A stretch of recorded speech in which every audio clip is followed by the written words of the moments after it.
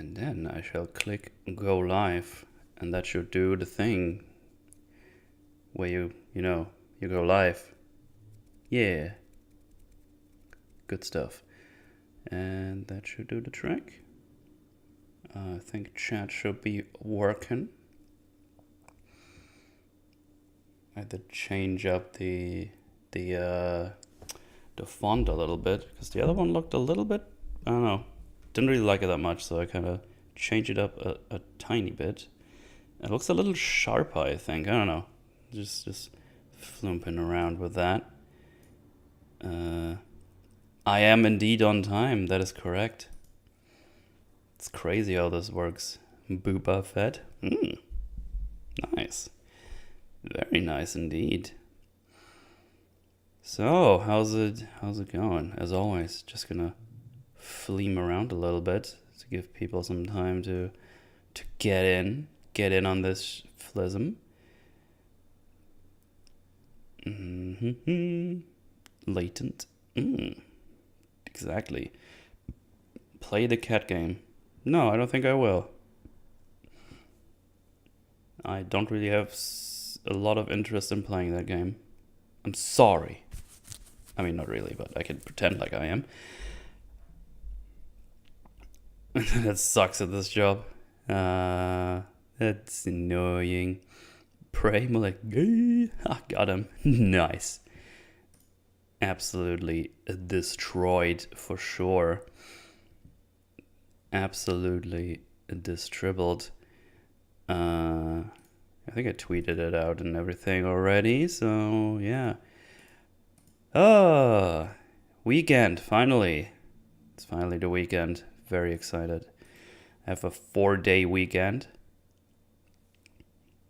Because a friend of mine had a birthday this week, and he's coming around Monday, Tuesday, and we're just gonna have some barbecue and stuff. Have some drinks. It's gonna be a good time. Yeah, that's gonna be my Monday, Tuesday. Tomorrow, AFIP, as well, as we do, as they do on Saturday. I'll be around. That would be on Prey as well. I'm aware. So yeah, it's gonna be even more talking about this. But I'm doing it today on my own because that's what I do. Sometimes I have guests too.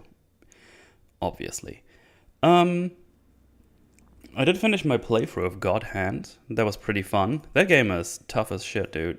That was way tougher than I remembered it. But it was very satisfying to beat. Not a fan of the last boss. It feels kind of out of place, almost.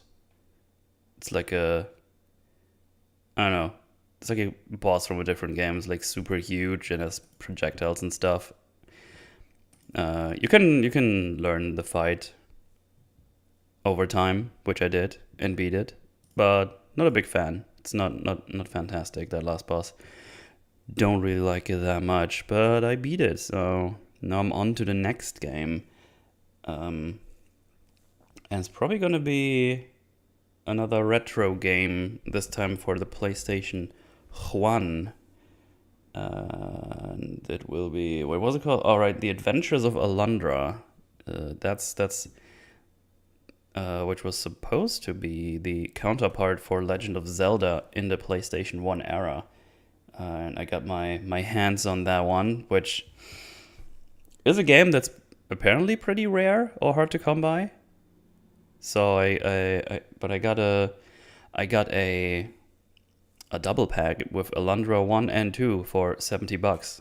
And in the condition I got it in, that normally the first game alone goes out for $70. So that was lucky. It was a lucky draw.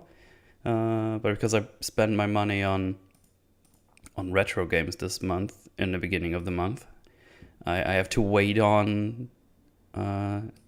to get Cult of the Lamb, which I'm gonna be playing at some point, because I played the demo and it looks pretty cool. I'm gonna be checking that out at some point for sure. But yeah, just a matter of time, no problemo. But, money is not infinite, unfortunately. So there you go. That's a thing you have to consider if you forgot. Other than that, it's just warm in Germany. I'm kind of sweaty today, and the heat makes me a bit sleepy, which is just annoying. And this unusual warmth in Germany/Europe is not stopping really in the next week or two. It's consistently going to be staying like above 30 degrees Celsius, which is pretty warm for Europe. I know people around the world somewhere else go like, that is our winter, Lamau, you fucking pussies. But it's pretty unusual for us, and it's apparently like the driest it's been for a long time in Germany and Europe in general. So that's definitely not a very good thing.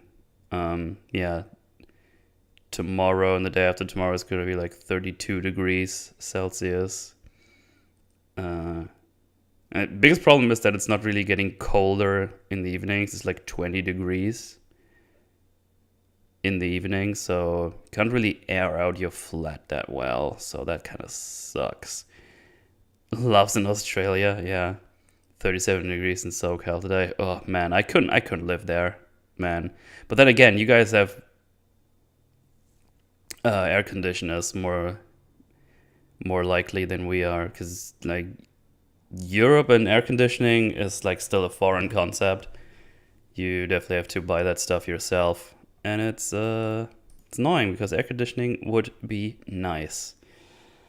I only have like a cooling thing that works with cold water, and it's like semi-effective and just makes the air more humid. So it's like a temporary reprieve, but that's about it.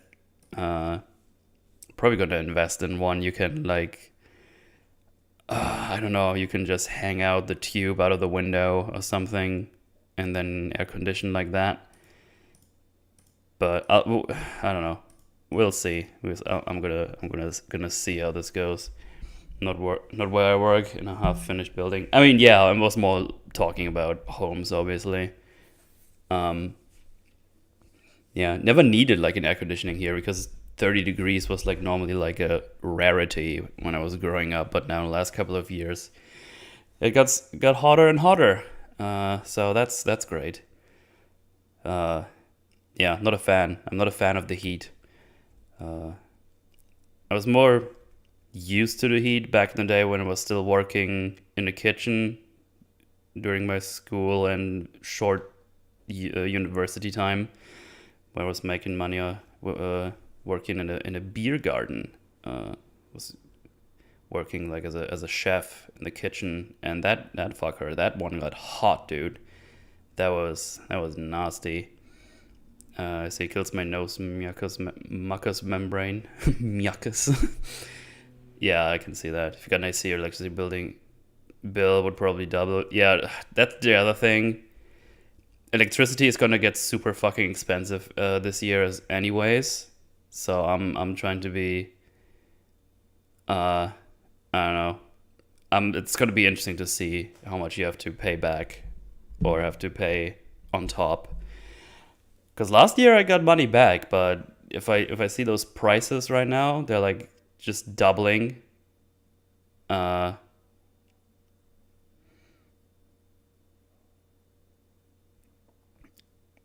yeah,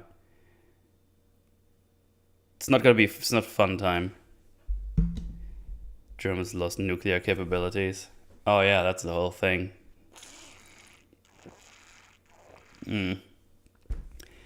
But yeah, those are the sorrows of the Germans. No air conditioning. Or like people in Europe in general, I guess, because I'm pretty sure like England and stuff, they don't have any air conditionings as well. And air conditioning is really nice. So yeah, going to the shops is actually the best because there's air conditioning. Dude, when I was going to see Bullet Train last week, it was like 37 degrees outside, and I went into the cinema. and had air conditioning in there and was so nice, and I didn't want to leave. Even though it was like almost midnight when I came back, it was still warm outside. And, nasty. Just being, you have a shower and then you just get sweaty immediately. It's, disgusting. Absolutely disgusting. If I get a job, I'll give you a big old donation. Nah, don't you worry about that. But I appreciate it. The central air conditioning, it's free. Nice. Bottled beard sweat collectibles when. Woo! Moshababababababootle stream. Nice. That's what this is. Starting off the Friday with that. I swear to God, I remember whatever deity there is. Give me stable internet for 5 minutes. Are you Gore, the God Butcher? You're gonna get the necro blade and stab some peeps. Is that what's happening? That sounds what it's gonna be. I was thinking there was something else I saw that was kind of funny. Oh yeah, oh man, that was so cringe. I don't know if you guys seen it. I think a lot of people seen it because it's fucking weird. They're like, I don't know, machine gun blasting clips of She-Hulk out of the system. And there was this one clip where she and Bruce are driving in a car and they make a whole joke about how Captain America is a virgin, and then they crash because it didn't see the spaceship that is with them. Why do we need to keep doing that? Like, oh, think about it. It was the eyes, so then he was pretty busy. Captain America's a virgin, Lamau. Can we destroy this character enough? Can we just stop? Can we just stop, please? It's really annoying. That show is gonna be something. I forgot already. She-Hulk release. Is that September too? Oh, that's August. That's this month still. Oh my God, no. No. I don't think I'm gonna be watching that. But maybe I will. I don't know. Maybe I'll watch like the first 1 or 2 episodes. There's so much stuff coming out again now. Here the weather is pretty nice, not really that hot. That's awesome. That's awesome. Have hot shower. The way you get out, you feel colder relative to the shower. Yeah. Only holds for so long though. Virginia matters more than saving the world, huh? Yeah. Might be a virgin, but he didn't almost die in a car crash caused by being stupid. Oh, get wrecked. So yeah. Are they gonna release all the episodes at once, or is it just weekly? Let's see. It's like that's next Thursday. Ugh. It's 18th of August. So I guess they released Loki. Apparently it was delayed for one day. It was supposed to come out Wednesday. Interesting. It's gonna be saying here. I don't know, I can't find it. Yeah. That's gonna be a thing that's coming out. Then we got Andor coming out. We got Rings of Power coming out, which I decided to cover for the Forge. Probably not in super long tisms. Or maybe I will. I don't know. I'll see how I feel about it, I guess. But it is possible that there's going to be a couple of double Forge weeks here and there. So, yeah. It's going to be lots and lots to talk about. That's what happens. Release weekly to keep up some fuel speculation and complain that people speculate. What game do you plan to playing next time on Twitch? Probably PlayStation 1 game, The Adventures of Alundra. That's going to be funny to stream because that game is completely in German. Because back in the day, most games didn't come with multi-language. At least I didn't see one for this one, because there was still this whole PAL and NTSC, PAL and NTSC, yeah. So the PAL versions were for Europe, and I think the other ones was for the rest of the world or something. Yeah, probably gonna start with that game. See how that goes. Should be fun in the bun. Should be fun. But yeah, that's basically what's been going on. Good stuff. Good stuff. Can't get you dang as wet if you're frozen in ice. Lamau, 10 of 10 Marvel writing. Yeah, it's good stuff. It's really good stuff. It's gonna be really funny and witty and really good, I'm sure.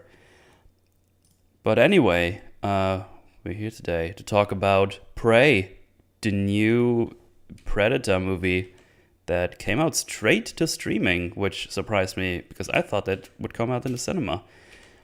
But it didn't. Came to streaming immediately, and I watched it with the lads, and we were pleasantly surprised. It was pretty competent. It's a competent movie. It's pretty solid movie that had a couple of tisms that could be pretty easily tweaked out in some parts, and it could have been great. It could have actually been great. But it was a pretty nifty. It was a pretty nifty flism. I think there's some lucky stuff that happens. Like some things don't really flow that well together. A bunch of luck stuff involved that could have been a bit more natural. The reveal of the Predator was way too early, which was weird because it I don't know, it feels like a thing they did so people don't get bored because they want to see Predator. I want to see the Predator, and then the end fight is really bad. Like the last fight is like really bad. They needed to do something else there. That fight was not good. That was very disappointing. It was a very flismy ending for sure. But it delivers overall in the base premise and stuff, and it's easy to follow. Characters are not awful. There's not a lot of dialogue, but most of the dialogue gives us stuff that we need, establishes some stuff, and yeah, just gets the story going, which is nice. Was there like this weird mix of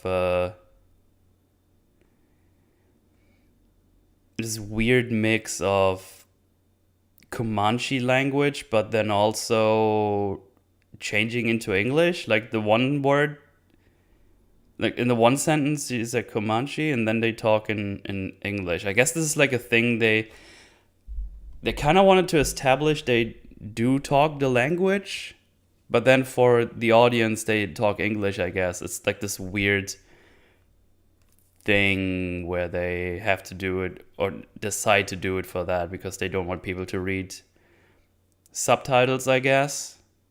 I know there's not that much dialogue, so I think it would have been fine. But yeah. Oh, there's a Comanche cut of the movie. Oh, that's interesting. That's pretty nifty.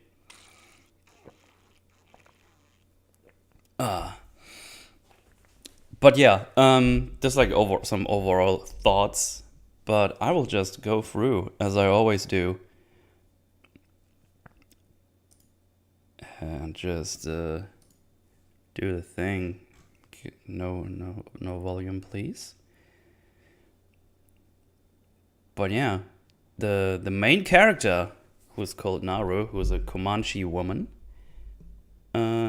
gets waken up pretty roughly, with like a little kick to the shoulder, if you or like in the chest or something. No, it's probably more shoulder. It doesn't matter. It's not that important. But she has to go and start her daily duties, if you will. And yeah, just does her daily duties. He also has a cute doggo. I think Sari was the name.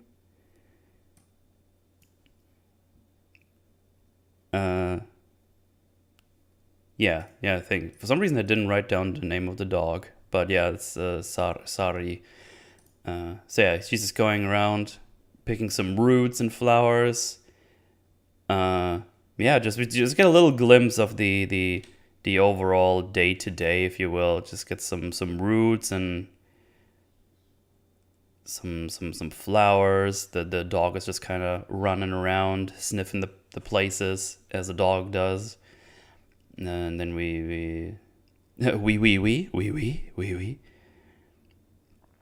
and then we see her train with her tomahawk. She seems to be pretty capable to at least hitting a stationary target, because she seems to be pretty accurate with a stationary target. But then right after, she sees like some footprints and sees some animal. Oh yeah, she sees some animal tracks. Easy for me to say. And she tracks it, and she finds that it is a deer, and she teams up with the dog. Just tells the dog to go around, because she trained the dog, which is not weird at this time frame, by the way. That has been done for ages and ages, and because I remember people saying it would be weird that the dog would be so trained, but that's not really an unusual thing. And yeah, the doggo lures the deer towards her, and she tries to hit it with the axe, but she misses, and the deer escapes. So yeah, there we go. She can track well. She can see the deer tracks, but she didn't hit the deer, so it gets away. So she does not finish the hunt. So there we go. Already have her first failure in the books, just in case for people who keep track of the because I think there were some people who calling her a Mary Sue, or at least I've seen like Twitter debate on it, like it was trending for a while, and I don't know why this character flared the discussion up, because it could be farther away from a Mary Sue. She failed. She's not liked by everyone. That's like two of the things I can think of. But yeah, I don't know. I just saw that was like a thing of debate for some reason, and I don't know why it happened with this movie. But alas, the dog gets the tail stuck in like one of those iron bear traps, and she frees the doggo and tries to destroy the chain with a stone, but that obviously doesn't work. But she just kind of checks it out, because she's not really familiar what it is, or is surprised that it is here. We learn later that it was probably put up by those French trappers that are here.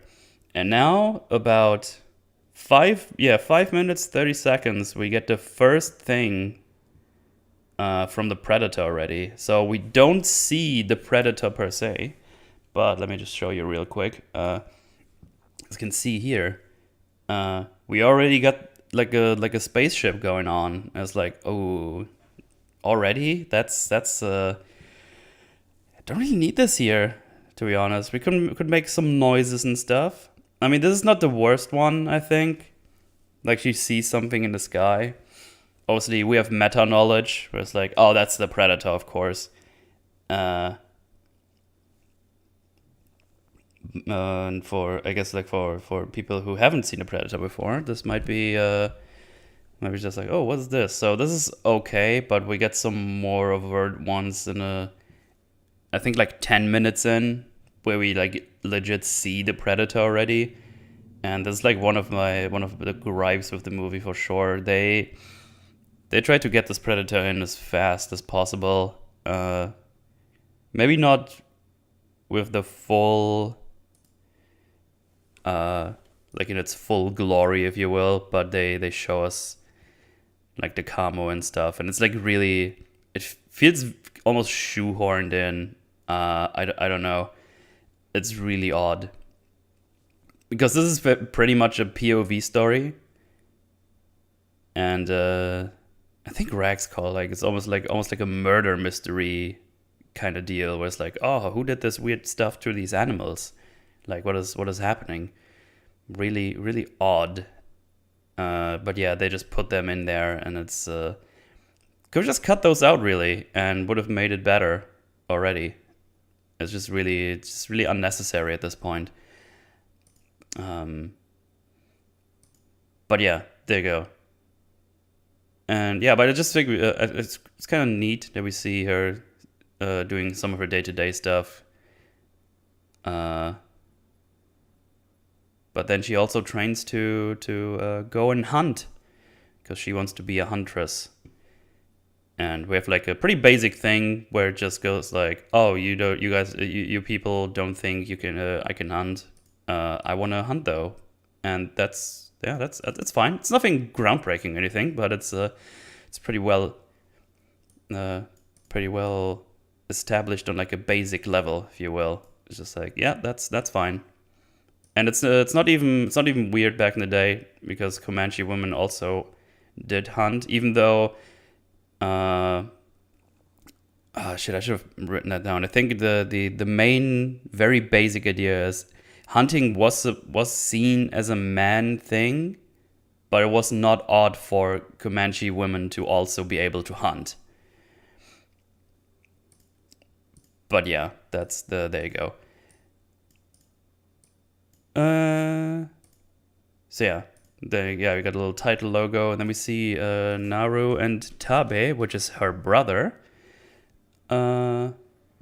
Just have a little talk while hunting for food. They're looking at an eagle or an hawk. I'm not good with birds, but they're looking at a bird that's flying pretty far away. And Naru's aiming at it. And we see like Tabe is talking about how he remembers when father told him he was ready for his kutamya, which is like the big hunt that makes you like the big boy, like an initiation ritual that you're like a proper hunter, if you will. And yeah, but Naru was still little at this time, so she was gathering like flowers and berries with her mother back in the day. And Naru's just still aiming and pretends to like fall asleep, just like, no, it's just like, oh, boring. And it's like, but when she does this, Tabi aims at the bird, releases it in like a second, and hits an insane shot from super far away with a bow. It's like, okay, that's insane, but fine, I guess. When she looks at him, it's like, well, you were asleep, he says, and claims, and then she claims, oh, I wanted to wait for it to circle back. Now you have to cross the river to get to the animal. She then mentions to him that she saw this weird thing in the sky earlier and calls it a thunderbird and tells him that I'm also ready for my kutamya. And her brother looks at her and asks her, you think you're ready to hunt something that hunts you? And he then goes to get the bird. So yeah, we kind of established that he's pretty good. He's already seen as a proper hunter because he did his kutam kutam. There's no R at the end, and yeah, just have a little brother, like sibling back and forth. It's like, oh, you were a small little thing, like this and that. That's a nice little conversation. The brother's like not being a prick to her for wanting to hunt. He's actually pretty behind her with this, because he acknowledges that a little bit later that she has certain traits that help them tracking down a certain animal later on. Yeah, And when she mentions that she would be ready for his Kotam-ya, that she has been training, he just kind of is like kind of concerned, more concerned than anything, and just reminds us like, hey, you might have been hunting some small bits, but if you do your Kotam-ya, there's like something hunting you back, basically. So it's super dangerous. So you better make sure you're actually ready. So yeah, we see that Naru makes her way back to their camp. And this is also where we see that this is currently the year 1719. So yeah, there's like all those French people around soon. Or now. September 1719. Yeah, there it is.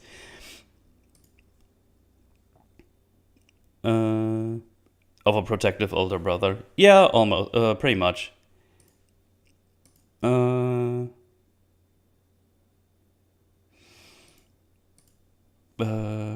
have been nice if Naru asked her brother to teach her how to hunt at this point. I think she already has been training with him. I mean, she's not like new to hunting. She's already tried it. I mean, I don't know. I mean, I guess would have been nice for sure. But I don't know if they maybe already trained, because she definitely had some kind of training already. But maybe not in this big game hunting kind of dealio. And she doesn't have like the this Kotam-ya where you get like to be this acknowledged hunter, if you will. But yeah, she makes her way back home. Back home we see people just doing some stuff. Some trained to fight, some placing some firewood in like a centralized place where Naru even gets some for their little home teepee. Some are working on pelts and stuff. Just nice little nifty touches that you can see in the background. It's pretty nice. I liked it. And then she gets home, prepares some stuff with her mom, like some food and medicine stuff. And the mother especially is prepping medicine for the war chief's bad knee. And she tells Naru that he seems to be getting worse. Naru mentions to her that Naru just looks at the thing. She's like kind of rubbing on the floor. What is the, like, crushing leaves and stuff? There's a specific word for it that I just can't think of right now. Chat, you will help me out, I'm sure. There's prepping some medicine, and Naru checks us like, oh, you didn't put any orange totsuya in the mix. And I was like, oh, who told you about the orange totsuya? And he's like, well, you did. Like, you told me about that. Grinding? Yeah, I think grinding. Yeah, grinding. Yeah, that's right. Yeah, just grinding some leaves and stuff for medicine. And she just said what I just said. And it's like, oh, so man, you're so good at like all these other things. Why do you want to be a hunter so up? And then she just basically says this because you all think I can't do this. Yeah, and then Tabe gets back and brings the red tail that he hunted back, and Mao's like, "Ooh, red tail? This is the kind of wind? That's impressive." And then Naru and Tabe kind of like tease each other, and then the mother tells her to get some more of that orange totsuya. So yeah, there we go. We set up some basic characters here, not too shabby. Let me just get this other loop going. Put this right here, and then I don't know, just put this 10 minutes over there. Actually, let me put this like here. I think that's the best part. That should be Gucci. So yeah, we set up some base characters. We got the brother who's this established hunter, who is protective towards his little sister. We get to know that the war chief is getting worse. He has like a bad knee. That's like just a little side thingy you get to know, but later on, Tabe becomes the new war chief, because he does some big game hunting and then he gets acknowledged. But we'll get there in a little bit. Naru just wants to be a hunter, and some people think she can't, and some people think she can. But she's also pretty good at like the medicine stuff, and she just wants to prove everyone wrong. Basically, that's basically it. And I think that's like all the basic characterization we get for them. If I'm not forgetting anything, I think that's all we get. Like, she's kind of this headstrong character that just wants to prove everyone wrong, and later on even goes out of the way to leave. Almost stubborn, if you will, because no one, like her brother especially, is like not cruel to her, just kind of concerned, but she's like, but I really want to do it. But yeah, I think that's the basic, that's all the characterization we get for them. I mean, more is always nice, but I don't think we really need any more for this, especially because we don't even get that much dialogue after, anyways.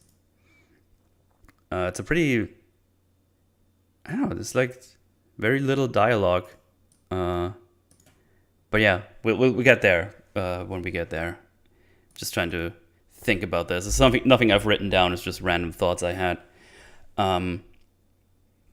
And yeah, now we get... oh, hang on. Let me get this back up here. Floomp. Because now we get another scene with the alien. That's like just over 10 minutes in. We see the alien spaceship fly in, and we get the Predator just kind of standing up and starting his camouflage. We just don't need this here. It's just cut it out. Just cut it out of the movie, because that just destroys any kind of tension you would have during things that will be found during the movie. It's like, oh, what could have done this and that? And we as the audience, no matter if we've seen Predator or not, already knows like, oh, you showed us what did this. Like, they legit show you in a little bit how it skins like a snake and something. What was it? Yeah, it gets attacked by a snake and then cuts up the snake and gets like the bones out and stuff, and things like that. So yeah, there's like all this tension just kind of gets lost because of that, because we've already seen the Predator do its thing here. Right, so now it just goes out to get some of that orange Totsia, finds it, and then we also see that some other tribes people are just kind of about, and they seem to be looking at a survivor. They've just been looking for a survivor, and it's like, oh, what are you guys up to? It's like, yeah, do like their hunting thing, and hear some noises, and we get to know that they hunt for a lion, and one of their guys has been attacked by the lion apparently, and they just made their way back to find the guy and possibly save him from his demise.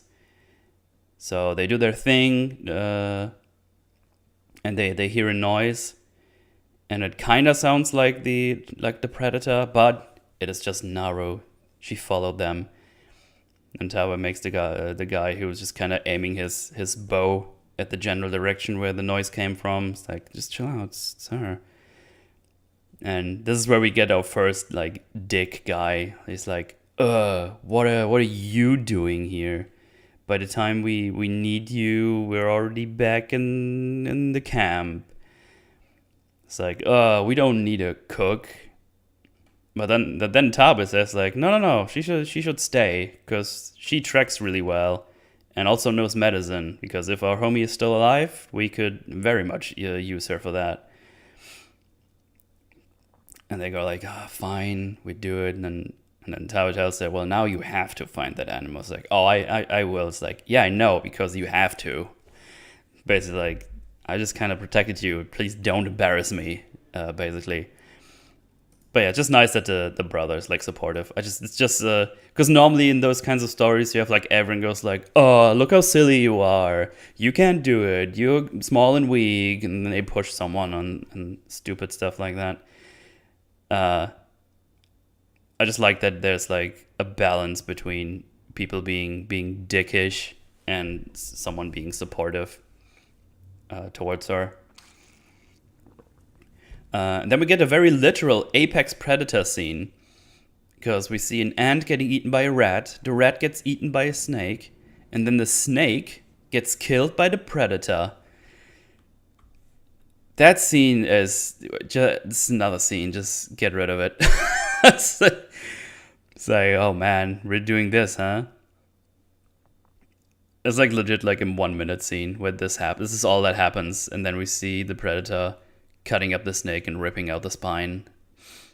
Yeah, I don't know. Don't need this. It's almost cringe. It's almost cringe. It's like, apex predator. I go from small to middle to big to apex. But yeah, now we go back to the Comanche team, and they found some lion Poopenheimers, and one of the guys is like, look, your wolf found poop. Great. We're not looking for a wolf. And then Tabe points out, no, wait, there's like crushed bones in it and stuff. Looks like this is a poop from the lion. Must be a big lion as well. So yeah, they just go further, and they end up finding the guy. He's just like slumped down on a tree, lying down, and he's in pretty tismy condition. Like he's been cut bad. But Naru immediately goes up to him. It's like, okay, we need to prepare medicine, and they do just that. We get a little montage of them preparing medicine, a stretcher, and torches. Which is kind of nice, because she's like crushing this stuff up. They build like a little they build some torches. They get some mushrooms for the medicine, and you can see it's gradually getting darker now, because that stuff takes time. It's just not like there like that. So by the time they're finished, it's almost completely pitch black outside. And yeah, it's just a nice little touch, because I think Tabe checks the stretcher they built, like with his foot, if it's even holding up and would be able to carry the guy. So that's just another nice little touch. So yeah, now it's dark outside, and yeah, this is also where we set up that this orange Totsia cools down the blood, which will obviously be important later during the fight with the predator. Thing is, they do set this up. I get the mechanic of that orange flower, the Totsia. If a flower can actually cool down your body like that in that short amount of time, I question. I'm fine with it in the movie, but in terms of it's actually a thing, probably not. I mean, I'm not a doctor, but I feel like cooling down your body temperature to a degree where heat sensors can't even pick it up anymore seems kind of dangerous. I don't know. Seems pretty dangerous. I don't know if that's a good thing. The thing is, it cools down the blood so they don't bleed out as fast.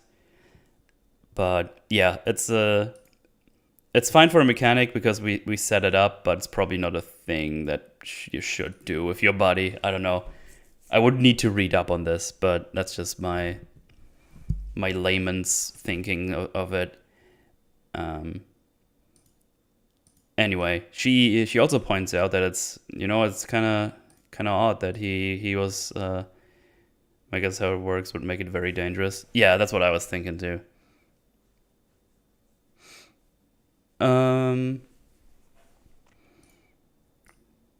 But yeah, Tabe says, okay, I'm gonna stay and hunt the lion. Naru, you go with the others because they need your help with this stuff because you're better with the medicine and stuff. So you just go with them. And then she points out to him, she's like, isn't it odd that he's still alive? Like something must have scared the lion away. And she's just kind of starting to connect the dots, like, oh, this weird light and these weird footprints. Like, that's kind of weird. Yeah, the guy on the they found is cold on the stretcher, and he's like, oh man, it's so cold. And one of the guys wants to put a blanket over them. It's like, oh, you don't do that because if he gets warm, he loses blood faster. So do you want him to be comfy or alive? Which is kind of like as a line. And then she notices the scene that happened earlier with like the ant and the rat and the snake, because she sees that there's like a rat lying around and remnants of a snake. And yeah, this is the place where we just seen the scene a little bit earlier. And she sees that the snake has been skinned and ripped up and whatnot. It's like all gross. And then she also sees the footprints of the predator. Also, obviously, she doesn't know that this is a predator. She's like, that's some big footprints. Yeah, I feel like this would have been a good place to just starting to hint at this alien creature, you know, and not the other ones. This would have been a better thingy. Like no spaceship before that, no alien reveal with the cloak. Now just have her see this, like, man, this is weird. Whatever could this be? Because she doesn't even have a name for it, you know, because she's just checking all this stuff out, and one of the guys from the team was like, hey, we have to get moving, we can't wait for you. I was like, oh, did you see these tracks? It's like, it could be bear tracks. It's like she doesn't say it couldn't be bear tracks, but she's like, man, that's like odd though, like that's a big bear, and also he would have been on his hind legs, and who skins a snake like that? Like this is weird. Like I have to go back and warn my brother. And she just goes off. One of the guys gets sent with her, and they split up. So they make their way back to camp, and she goes to the brother man again. And yeah, we also get a short tism of the skeleton of the snake. So yeah, as I said, I think this would have been a good place to give us our first hints to the predator instead of before. So yeah, the two that split up, they make their way to Tabe and tries to warn him. He puts out the fire. It's like, hey, this cat is gonna thing. Oh, so what, you got a job? Awesome, dude. Happy for you. That's sick. Congratulations, man. That's good stuff. Yeah, good stuff. No, lost track, but I'm happy for you. That's good stuff. Right, so yeah, she goes back. Yeah, she goes to Tabe, tells us like, hey, there's like a thing here. It's like, yeah, it could be a bear. I don't know. But then I like how Tabe reacts, like, okay, it's not that I don't believe you, but whatever this may be, we're now basically in the cat's den, in the lion's den, and we have to deal with that lion first, because we know it's here. We don't know what the other thing is, but we need to take care of this thing now. It's like smart, because he can't really freak out about the other thing because he knows the lion is here. We have to do something about this lion. So yeah, they kind of sneak up on some bones, and then Nara says, "Oh, we could use some bait and get it here, and then attack it from like above or something." And then the one guy that came with was like, "Hey, we're hunters. We're just gonna hunt. We just want to go straight for it, you know? Because if we just do the bait, we could be here all night." And then she says, like, "Well, we could be hunting this thing all night as well, for all I care." And the other guy says, "Oh, if you're scared, go back to camp, whatever." But then Tabe is like, "No, you know what? we do it her way. I'm gonna get the bait the lion towards the tree, and then you attack it. And she tells her, okay, this is it. This is your Kutam. This is you have to tell the lion that this is as far as it goes, no more. Which is a line that comes up later as well. So yeah. Now we basically have set up her Kutam Yar. Because she came back, so okay, you said to me you were ready. Let's go. You're here now. We're gonna do it. We do it your way. You better don't fuck this up. Yeah. Again, like the brother. The brother is definitely my favorite character in this movie. I think he's really cool. He's not being a dick. He doesn't tell her that she's shit or something or silly. He's supportive. Even wants her to succeed, but is still like concerned if she's actually ready. So yeah, she's like, okay, we're here now. You said we were ready. Let's go. We're doing it your way. Don't fuck it up. So yeah, he's a cool character. Definitely the best character in the movie. No problemo. So yeah, they set the trap. We see like Tabe going around getting all the stuff down. The two other ones are waiting on the tree. Naru and the other scout guy. I just telling her that man, I don't think you're ready. Like, you never faced a lion before. Like, have you seen a lion? Like, its mouth is full of teeth. It looks like, 100 arrows and all stuff. Like, it's super scary. And she just kind of listens to him. But then while he is while he is distracted, he gets grabbed by the lion, and I think he gets killed because he gets like grabbed and carried behind a tree or something. Yeah, he gets grabbed, like, I don't know, carried behind a tree, and I think he's dead. Because I'm gonna pause here, because they never acknowledge this guy ever again, which is weird because they make this big thing about this one guy they saved, but they don't give a shit about anyone dying in this movie, to some degree.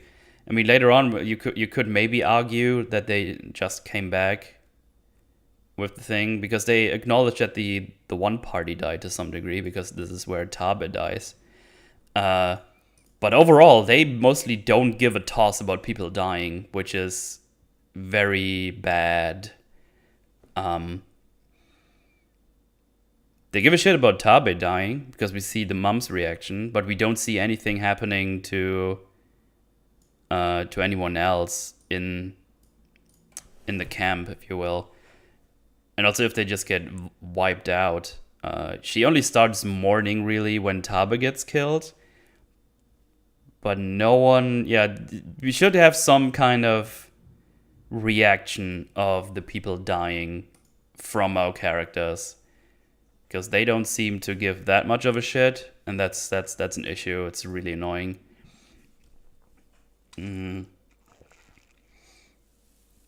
Stay hydrated. Especially in this sweaty weather. Ooh. Right.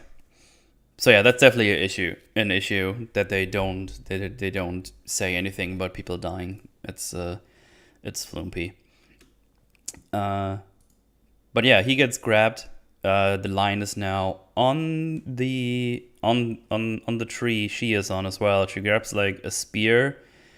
And then we get like a pretty nifty shot that I liked. I quite like this little shot here. There you go. It's pretty cool. I like it. I like that shot. Just wanted to point that one out. I like it a bunch. And yeah, they're just kind of looking at each other, kind of ready to go. Or she's kind of more like going back, seemingly not ready for what is going on right now, because she was probably kind of hoping for the assistance of the other one, but Tabe is not back yet from laying the bait, and the lion just went straight for them, and the other guy has just been killed. So yeah, she's kind of backstabbing, and we see like something in the back. She has like an explosion or something, which is probably the Predator fighting some peeps or the spaceship doing something. But when that happens, the lion leaps at her and she just kind of falls off or jumps off. Stabs the lion kind of in the sides, but she lands on a rock and gets knocked out. And she just kind of wakes back up in the camp, and the mother tells like, your brother had to carry you back. Like, you got carried back. And she's just kind of concerned. What about the lions? Like, well, Tab went back for it. It's like, no, there's something else out there. He needs my help. And then the mother just tells him, if he needed your help, he wouldn't have carried you back. And it's like this realization to her is like, oh shit, I fucked up. I failed. So yeah, she's not happy about that. But yeah. I feel like I just missed. Oh yeah, the mother also says to her, points out like, hey, the guy you carried back, you guys saved because of your medicine, he survived. So yeah, just reinforcing this, reinforcing that she is really good with medicine and she just saved the guy with that. So she'd probably stay with the medicine, you know.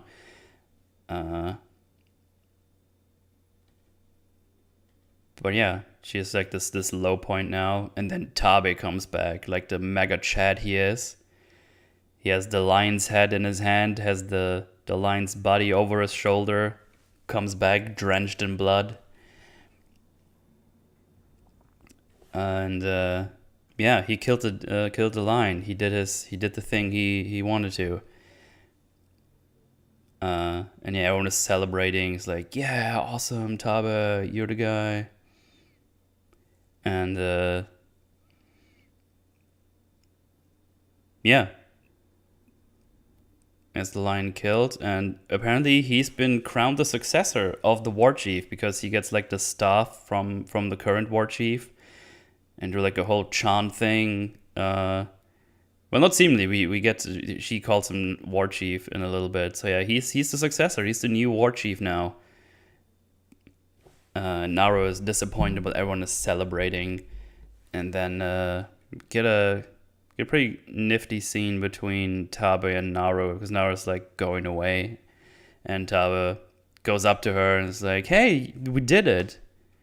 And she's like, nah, we didn't do it. Whatever it is that is still out there that skinned that snake and left these big footprints, like, we have to go out there and get it. We have to go far beyond the ridges and stuff. It's like, well, yeah, I'm going to go get it then. And it's like, well, yeah, but what about me? And then Tao's like, you can't. And it's like, oh, do I need permission from you, war chief? And it's like, it's not about permission. And just kind of scoffs like, Naro, I had to carry you back here. And there's like a little pause, and he's just like, I can hunt. Like, I can hunt. And then he says, like, realizing she doesn't really understand she failed yet. And it's like, you know what? You're right. We didn't do it. I did. And he goes on to say, you tried, but you didn't bring it home. And you could see in his acting, it's like he was like heartbroken to tell her that. Like he was about to say, it's like, oh, we did the thing, like we did it together. But then she's like, no, we didn't do shit. And then he goes like, okay, fine, I did it. You failed. You fucked it up, and I'm not happy to tell you this, but you fucked it. Also, probably should have brought up that she got someone killed. But yeah, unfortunately we don't get anything for this guy.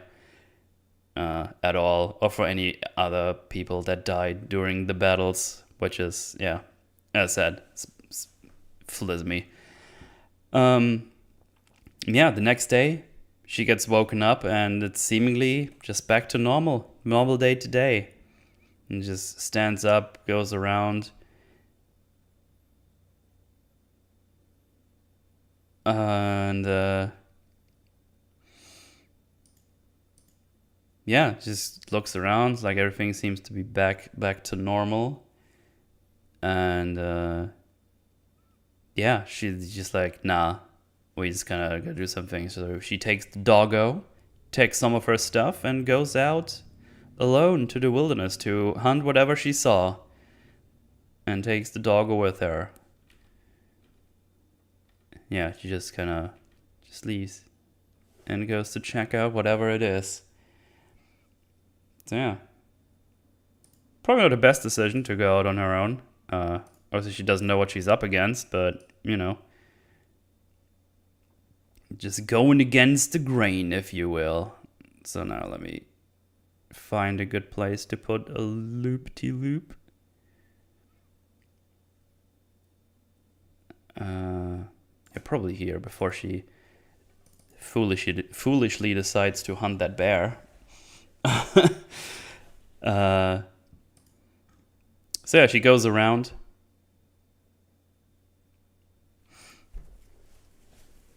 Where was I? Yeah, she finds more of the predator tracks, and just kind of measures it with like a stick. She breaks off the stick just to get like a little confirmation for herself. Like, man, there's some big ass footprints right there. That's crazy shit. Oh yeah, then we get a scene right after, where the predator is just kind of observing a wolf hunting a rabbit, and the wolf obviously gets the rabbit, but he get also punched by the predator, and the wolf goes after it, just bites its leg and just gets yeeted by the predator. It's like, damn, what's going on here? And yeah, they have like a little face off, and then we get like a little anime scene, if you will, because they walk like towards each other, and he gets like his wrist blades out, and we even get like them running towards each other, and he does like a slide, and there's like a little delay, and then the blood flows from the wolf. It's super anime. It's kind of weird, but that's how they did it. Oh yeah, and then the predator gets his trophy. Gets the head of the wolf and the spine. Yeah, there you go. Got the wolf the wolf getting fucked up by the predator. And we see Naru trying to hunt with her tomahawks.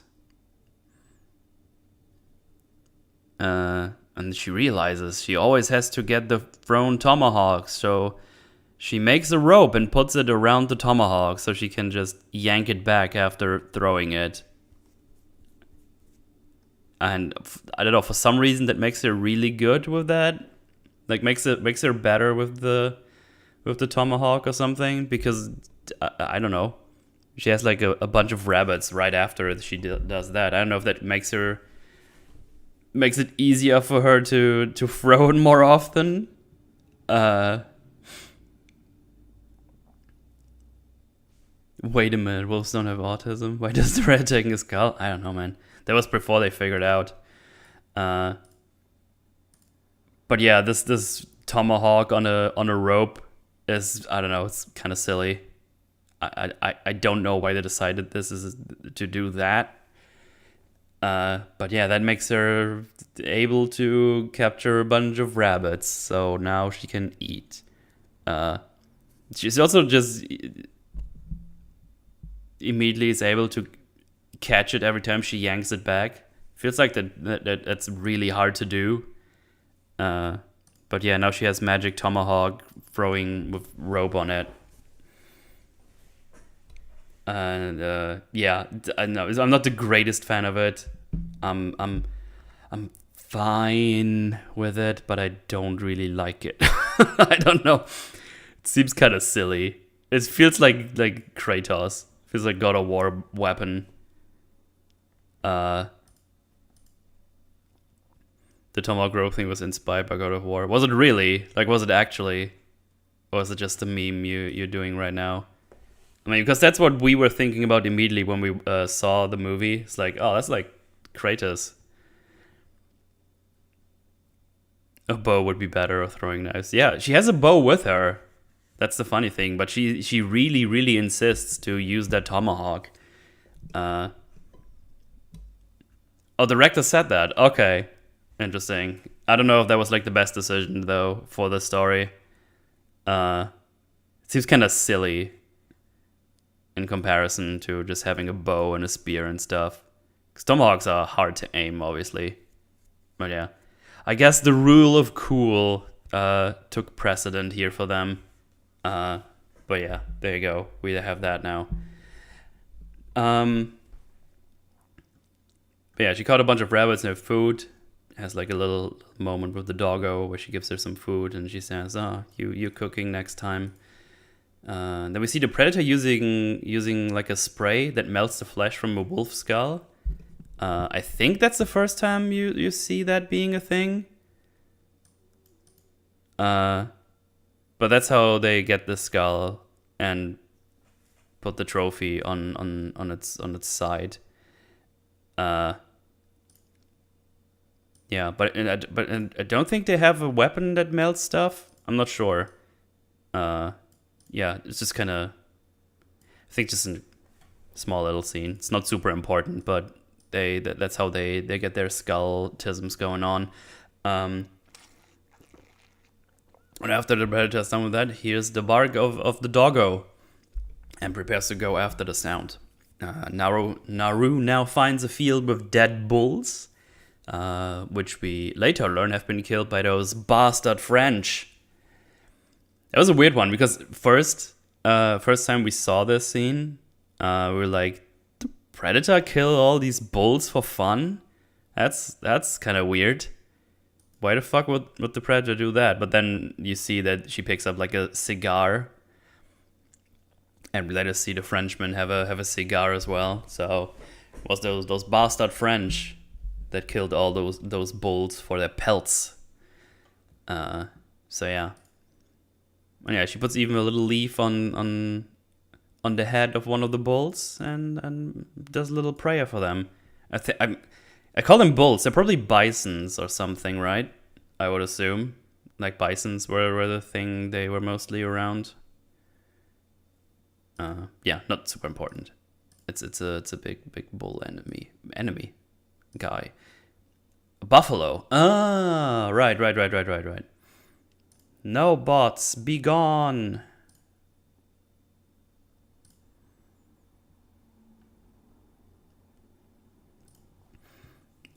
Right. Where was I? So yeah, it's buffaloes. Right, there you go.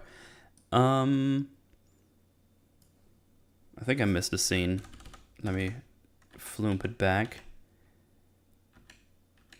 Oh yeah, so let's see. Yeah, Naru finds like a place and realizes it's like a swamp thing that soaks her in. While she's kind of stuck in there, we see that the predator finds this area as well with the buffaloes, and just kind of looking at the cigar and the leaf, and it kind of looks like the predator is trying to make sense of this whole scenario. Just like, oh, what's this? Because obviously the predator has no fucking clue what this is. This is just kind of stuff lying around. It seems kind of sus to the predator. So yeah, Naru stumbles into that swamp, or is it called a bog? Bison, not buffalo. Well, now you need to make up your mind, Chad. I was asking, and someone said buffalo, and I said it's probably a bison. So you fight that out. It's one of the two. Yeah.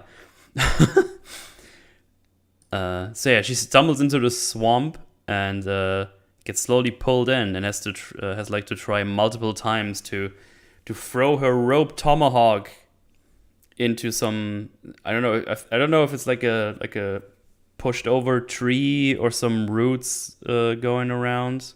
It does look like like the bottom, like some roots from a tree. And like I think like at the third or fourth time, she kind of gets she gets the tomahawk stuck, and she can finally pull herself out. But she almost did a die. She almost did a death Rooney. Death led us into a swamp.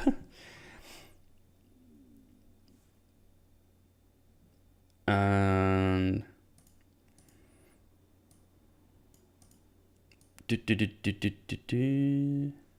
so yeah, she pulls her head out. she pulls herself out, and yeah, just kind of sits there for a little bit, contemplating. She almost died, and we see her cleaning herself up and cleaning her equipment, and yeah, overall a bad time so far for her. Not doing super well. Just kind of surviving. Almost dying in a bog. How I learned now. It's called a bog.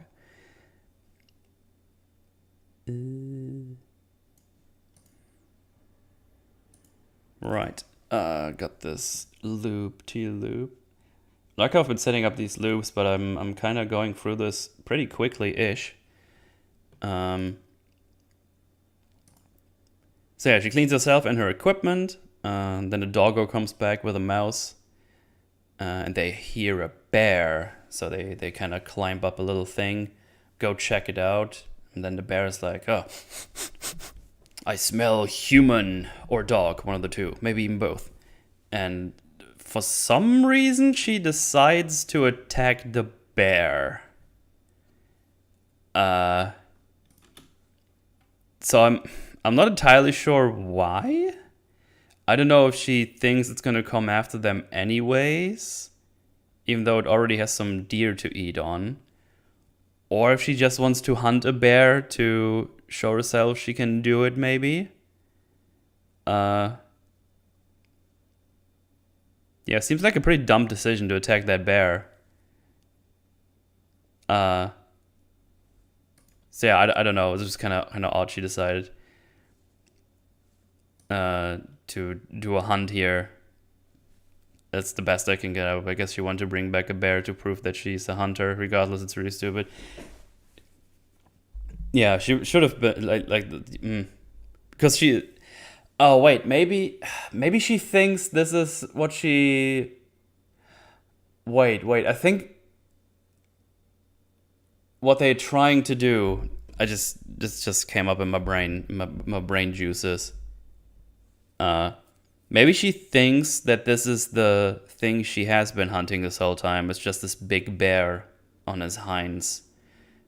So she maybe thinks this is what she has to hunt to prove herself. So she doesn't think it's a random bear she has to attack. Maybe what the film is trying to tell us, like, oh, this is what she thinks has been fucking up all these things. That's all I can come up with. But she doesn't really think it's a bear. I think we needed something to, I don't know, show us that she thinks it could be a bear and this is what she has to hunt. Yeah, not super well telegraphed, if that's what the decision would have been. But yeah. Anyway, she tries to attack the bear, and it goes as well as you would expect it to. Especially because she apparently didn't clean her weapons properly, because the string on her bow like snaps off the top or something. And the bear hears this, like, "Oh shit, what's that? What's that?" And he gets a little sniff. It's like, "Oh, I'm going to go after her and go up there." So she quickly tries to repair it. And the doggo, because it's a good doggo, runs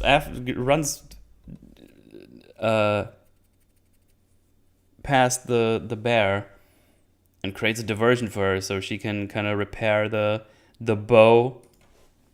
She kind of places herself downstairs on the bottom of this little hill with the repaired bow.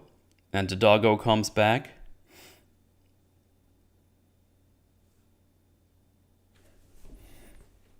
The dog comes back. The bear on its back, on its tail, I should say. And I think she shoots one arrow. And does she even hit? I think she hits. I don't know. I can't actually tell. It's a bit far away. But yeah, the bow, one way or another, that arrow doesn't really do anything. I think she drops the bow, just starts running, and she gets into like a little dam out of wood and stuff. But that bear is aggro now. That bear is gonna go for her. So she flees into those branches that look like a dam, and this bear is just here. He's just trying to fuck shit up. So it just kind of crushes through the things, but then it stops. And it's like, oh, what's going on? And she just kind of looks up and is like, oh, what's happening here? But that bear has seen something else. And we see that the predator is fighting the bear hand to hand. And the predator even gets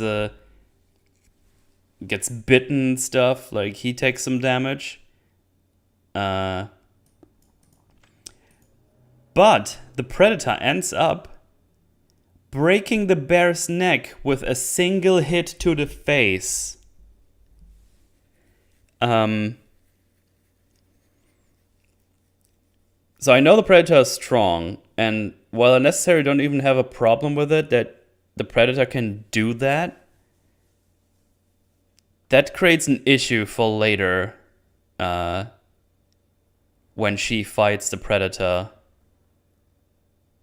because he even lifts that fucking bear over his head. Like, this motherfucker is strong as shit, dude. He's really, really strong. And he can one-hit kill a bear when it hits it in the face. I mean, let me double check. I'm pretty sure it is a punch. If it would be like a... No, there's no blood. It is a punch. So...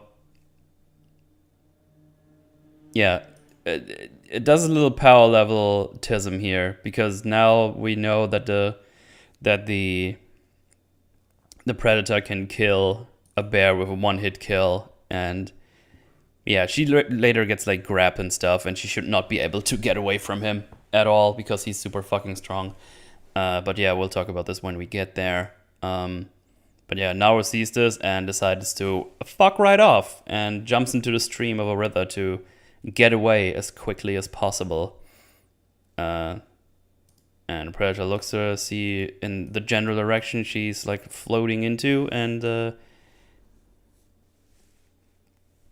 it gets her away far enough to create some distance between the thing.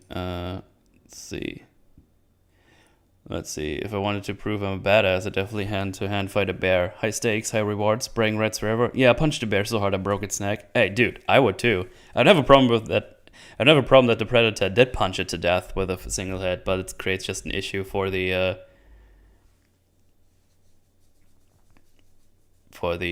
thing. Predator fight a bear. Oh, because it sees it as like a predator right now. Yeah, as Swallow said, because both impressive prey and it's the first hunter on Earth, so it's killing a bear is fair. Yeah. But yeah, this is why he's just kind of going around looking at all the species on the planet. It's like, oh, what's this little guy? Oh, this wolf actually looks pretty impressive hunting this rabbit. Looks like I can maybe have some fight with that. And then he just kind of makes his way up the totem pole, if you will. Yeah, I don't have a problem with that at all. That's cool with me.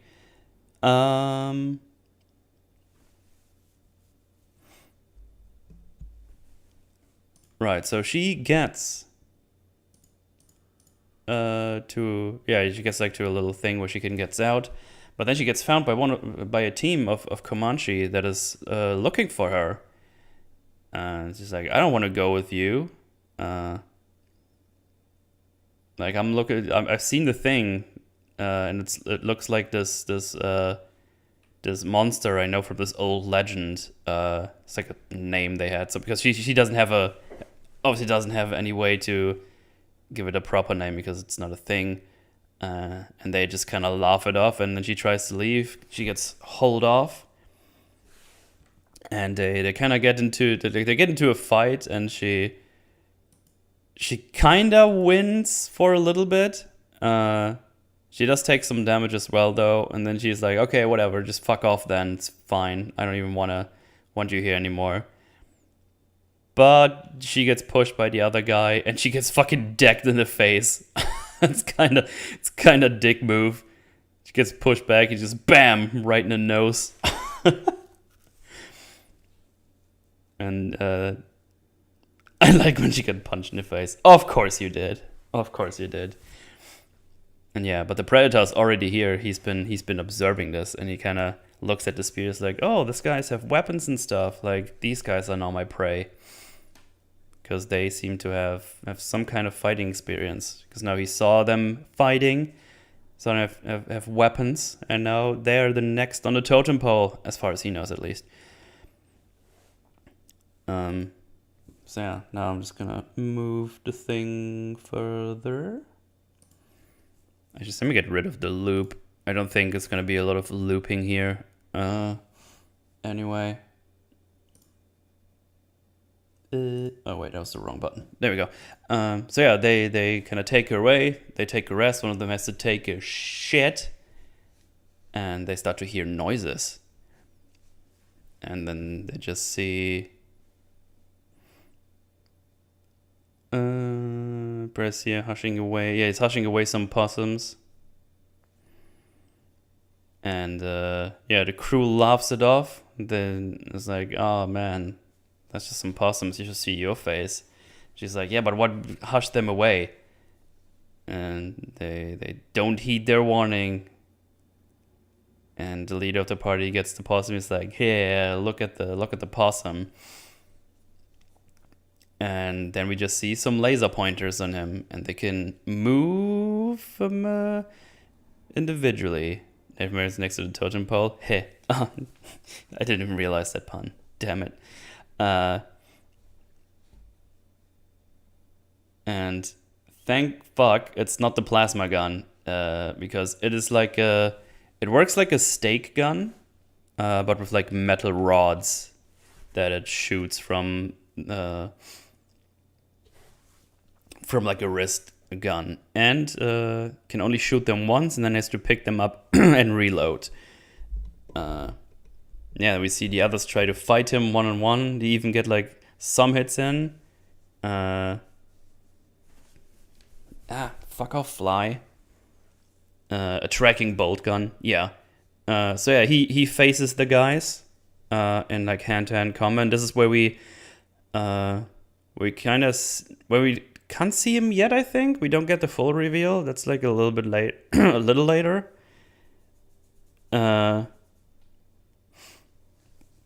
But yeah, he just faces them one-on-one. He gets like one hit once by the arrow.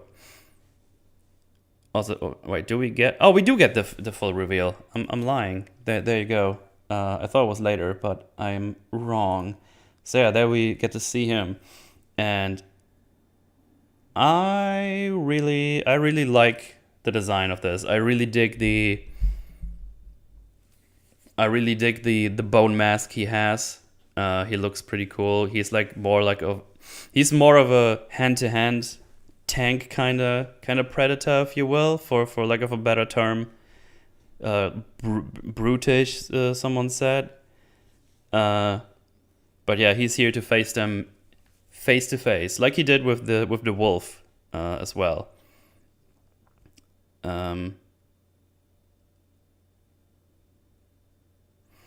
So yeah, this predator is looking for one-to-one combats, and because he figures they mostly have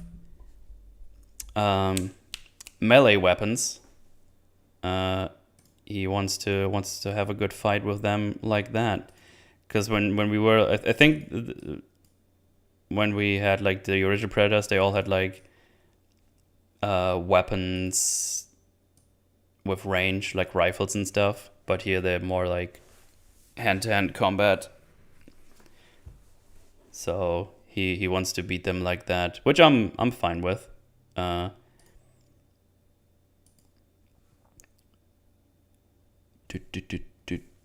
is my button? Because he wants a good fight, But yeah, it could have been cool as well if he would have made like noises and stuff. I think it could have been could worked. I think it could worked as well. Could have gone both ways. I like the brutish thingy, where he goes like one-on-one. Where's my button? There it is. But yeah, I do enjoy this way. He does like fight one-on-one. But yeah, what I was saying, it's not the plasma gun he has. It's this bolt gun. And yeah, it's tracked by the laser pointers. But yeah, they get some hits in, but they're not very effective against the Predator. I think one of them spikes him in the foot. But yeah, they like those fucking Comanche. They're all super chats. They just go after him. You go like wah, and they fight the Predator one-on-one. But then we see the Predator use his big stick.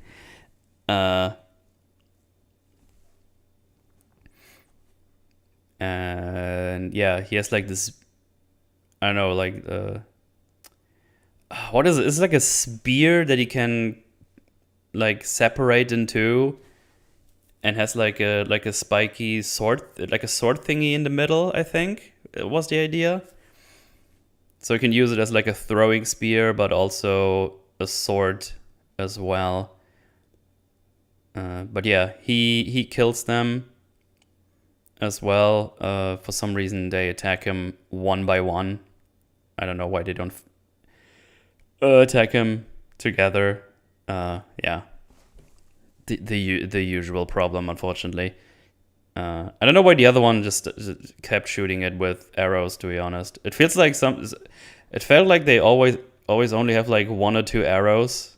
I don't know if that's normal, but it feels like they should have like 5, 6, 7 maybe. Because those arrows are not very heavy, right? So, yeah. Because I think Predator could have easily survived this anyways, because we see later he has like this shield and everything, so he could have fought the other one and kind of protected himself with the shield. So yeah, we could have done that for sure. Would have been neat as well, I think.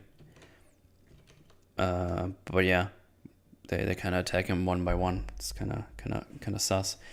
Anyway. Naro had been cuffed this whole time, but they didn't loosen their ties. And when the Predator attacked the other one, she kind of goes to the guy who got killed first, gets her axe and unties herself with the axe and runs away. Whoa. And yeah, they already talked about the Predator. So yeah, Naro escapes to a field with like some big grass. And the other guy of the team is also hiding there. He kind of stops her in her tracks. They communicate in sign, like with signs or sign language even. And the guy wants to shoot it and kind of aims at it. It's like, oh, now I got it. But then Naru sees the laser pointer on the guy's forehead. It's like, no, he got us, and just kind of pushes him down. And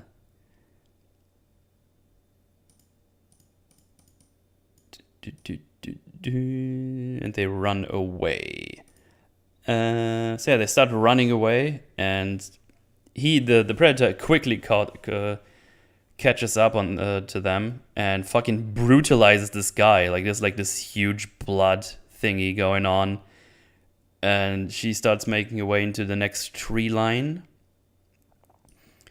and walks straight into a bear trap again.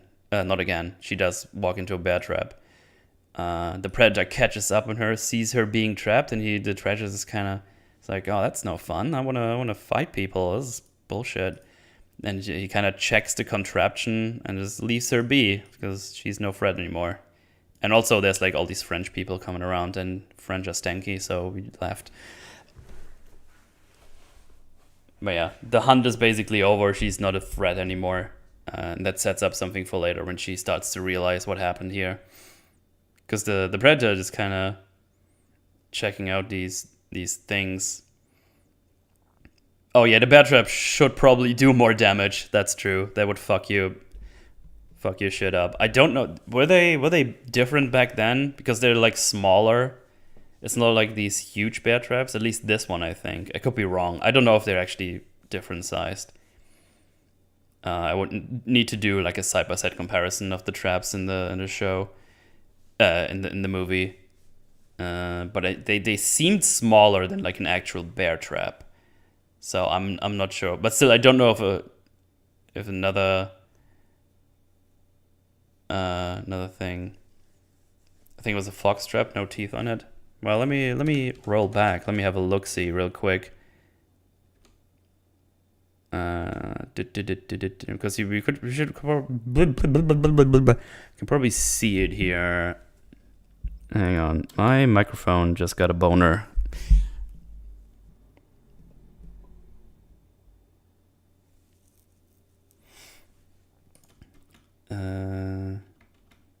Okay, hang on.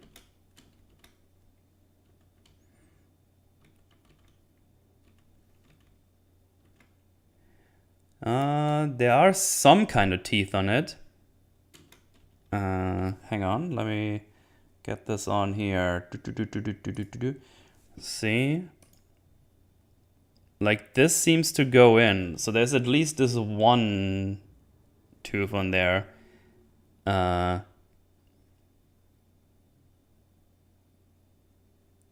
yeah, I think it's smaller than like an actual bear trap, but yeah, I don't know. It would probably still fuck up your leg pretty badly, even without teeth, I think. But yeah, it's definitely a bad time. Absolutely a bad time. A lot of things back then were much higher power, but like precision. Ah, yeah, I can see that. But yeah, now the nasty French are here. Look out, guys. To hide your croissants. Yeah. But yeah, those French trappers are here now. And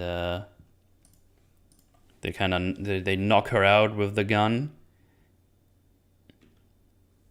And French. She's limbing the rest of the movie. Well, should be. Yeah, she should be. She seems to kind of ignore the pain for the most part. Hide the crab. Oh man, I could go for a crab now. That sounds delicious, actually. Do like a good crab with some Nutella on it? Maybe a little some banana with it. Now I'm hungry. Nutella, yeah, like chocolate cream. Oh, pizza sounds good too.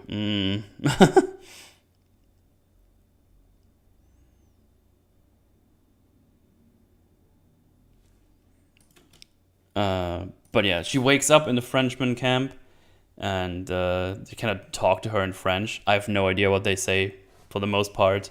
I think they call her savage at some point. You know, the I don't know. They just kind of talk to her, and they kind of decide, oh, she could still be useful for something. But then they have one guy that can do translations and tells them, hey, it would be smart if you help us, because otherwise they probably do like kill you or do worse things. At least that's what he's implying. And oh yeah, I think they caught the doggo as well. I'm not actually sure when, but they got him. They got the doggo. I guess he kind of came for her or something, but they did catch the doggo. Oh yeah, the one trapper just kind of starts teasing her with like a spear or a stick, but she grabs somebody and and slashes him in the he cuts his hand. And he gets angry and always wants to just execute her on the spot. But the guy's like, no, sorry, it can be useful. But yeah, they also captured Tabe, and they cut like his whole chest down, like they cut it from, like top to bottom, and we then cut. See, they cut them. We cut to another scene, and we cut them being tied up as bait for the predator, because they think the predator would take the bait, but he's not here for the bait. He wants to hunt. And they're in like this weird burned down wood area or something. I don't know if the French just kind of fucked this shit up at some point, or if they, if they had a fight with the predator here already. But this looks like a fucking. So yeah, I don't know. This is like, I mean, it looks kind of cool as a fighting place, but it's just kind of all fucked up and stuff. Non, c'est bien. Nah, it'll be fine. So yeah, they kind of they tied up here. So they're kind of looking at them through like some binoculars. Kind of looking what is happening. Tabe and Naro have like a little talk, and Tabe's like, "Hey, is that the thing there after? Is that the thing you were tracking for Kutamya?" And I like how she goes like, "Yes." Like she realizes that she bit off more than she could chew. Probably. I just like the Rex like, But yeah, while the trappers look out for the two, they all get killed because the predator has sneaked up behind them. And yeah, they all get killed. One of them runs into this burnt forest. The predator obviously gets him, and he walks in this area. And Tara's like, "Oh shit, he's coming for us! Come on, let's. You need to get out of here somehow." But then Naru kind of starts connecting the dots, like, "Oh wait, it's not gonna be coming for us. It wants to hunt, and it doesn't see us as a threat right now." And yeah, and she points out that, "Oh, I was in the same position before. He kind of looked at me and he just left me alone because it didn't see me as a threat anymore." And yeah, it wants prey. That's the movie title. And not bait. So, yeah.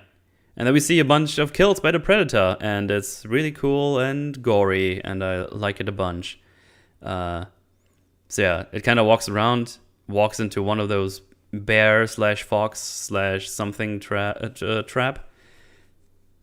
And yeah, it kind of falls over. Then there's some Frenchman hiding. You're like, yeah, here's a net, and throw it over and kind of bind it down for a little bit. And they're like, yeah, awesome, we caught it. And one of the guys just checking it out, is like, yeah, we're the best. But the predator uses the wrist plates and impales the guy's head immediately. He throws one of the bear traps at one guy's head, and it just kind of destroys the head. At some point, the Frenchman just starts shooting, and then it opens up a shield. And if the tomahawk was inspired by God of War, that shield was definitely inspired by God of War. 2018 specifically, because he uses like it is like the what's it called? Like the shield that kind of like opens up like a. Man, words are hard.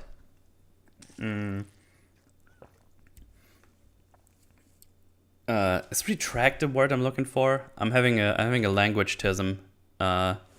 Retract.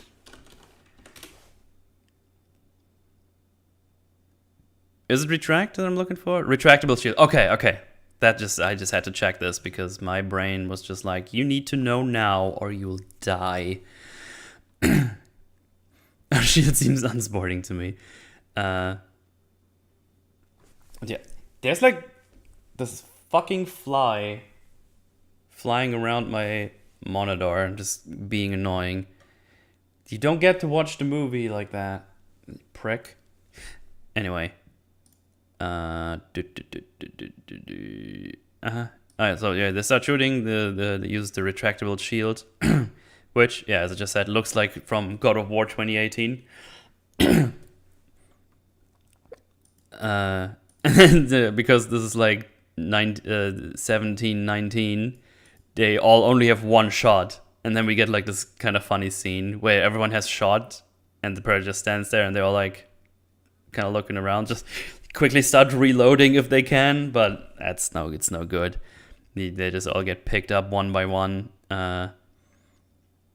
and one even gets killed with like a net that just kind of goes around someone and just crushes the guy and makes him into tiny little Frenchman cubes. I think that's a what you call it, a callback, because I think people we've seen that net before somewhere. It seems kind of familiar. I think I've seen a Predator use that before, but yeah, that's just in here as now.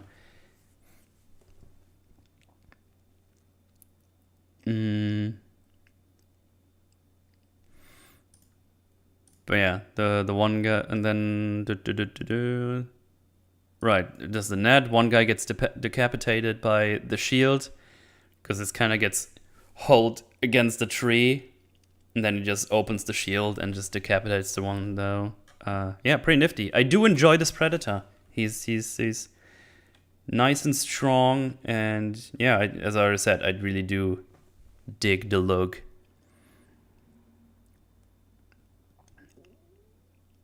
There was a net in Predator 2. Ah, okay.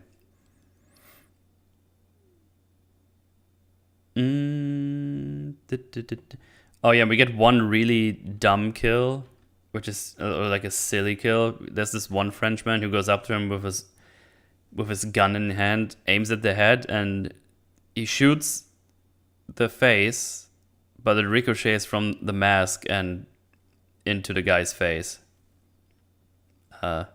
That was just kind of odd. I think they were trying to do a funny here, but just seems out of place. I don't know. Didn't like it. Oh yeah, somewhere along the line, the Predator throws like a little device at someone's leg that cuts off the leg. That's important later, because it's the guy that was translating was not a complete dick to Naru, and we see him a little later on. Right. Tabi and Naru try to free themselves from the tree while all this is happening. And she starts telling a story where she's seen a beaver chew its own leg off because it was stuck and the waters were approaching. So it decided to gnaw off his leg so it can survive. So they're like kind of teasing a thing that they would sacrifice their arm to get free. Because they get like a bear trap, fox trap, whatever it is, to their hands and just kind of put it down. But she uses like a rock or something to make it close, and then they can get off the ropes. And she just ends with, "Well, but I'm smarter than a beaver," which, yeah, I guess that's fair. I'm smarter than the average beaver. Yeah, that's a line for the ages. But I'm smarter than the beaver. So yeah, Tabi says you're gonna get some horses, and she says, "I'm gonna go get the doggo." So yeah, so they just start walking off, and while they are walking off, we see the Predator waiting for another round of shots to be over, hiding behind the shield and stuff. Kind of realize it's surrounded and activates, I don't know, like a bomb. It doesn't really work like a bomb necessarily, but it's like a device that has like three basically UFO-looking devices. And they go up and kind of scatter around the field and do like this blast wave. Or shockwave rather. Yeah, shockwave. which I guess cuts them in half or something. We don't really see what happens, but we see like a tree fall over. So it's not an explosion, but it's like an area of effect kind of thingy. So yeah, definitely feels like the Predator thinks it was like overwhelmed or something and just uses that thing. It activates it like the Predator does in the first Predator, but then there it's like this huge bomb. But here's like this area of effect of device. So yeah, there you go. But yeah, we're now like deep in the action areatisms. Like we're quickly approaching the end, I would say. I mean, it's still like 30 minutes in a movie, but just doing the thing. So yeah, she makes her way back to the Frenchman camp to get the doggo. She surprise attacks the first guy, and I think she fights her way through like 3 or 4 Frenchmen to free the dog. I think the scene is fine. I mean, you can at least follow the action, and it doesn't look too cringe. It seems like they kind of try to make sure she always has something to get away from someone. Like she stuck someone with a knife before and stuff. But then she ends with using the magic tomahawk and just kind of throws it at the one guy and then pulls on the rope and yonks it into the other one. It's just the silly tomahawk kind of thingy. Yeah, I don't know. I'm just not a fan of that tomahawk. It just seems so silly to me.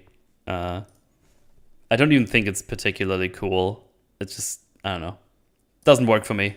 That one doesn't work for me for sure. More like tomahawk. Nice.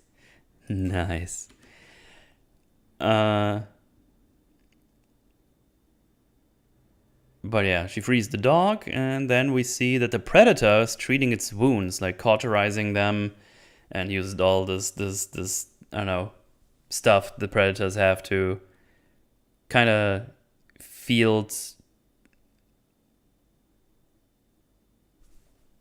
treat the thing. This fucking fly is super distracting. I'm sorry. It's just won't stop flying in front of my face. And yeah, but Naru is also doing the same with her medicine stuff. So yeah, we set up her medicine, she's using it, and then yeah, with parallels, she's treating her wounds. The Predator's kind of treating his wounds. So yeah, there you go.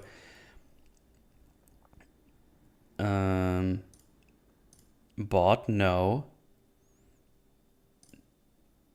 The hide. Stop right there. I hope they get rid of these bots at some point. They're so common these days. It's really annoying.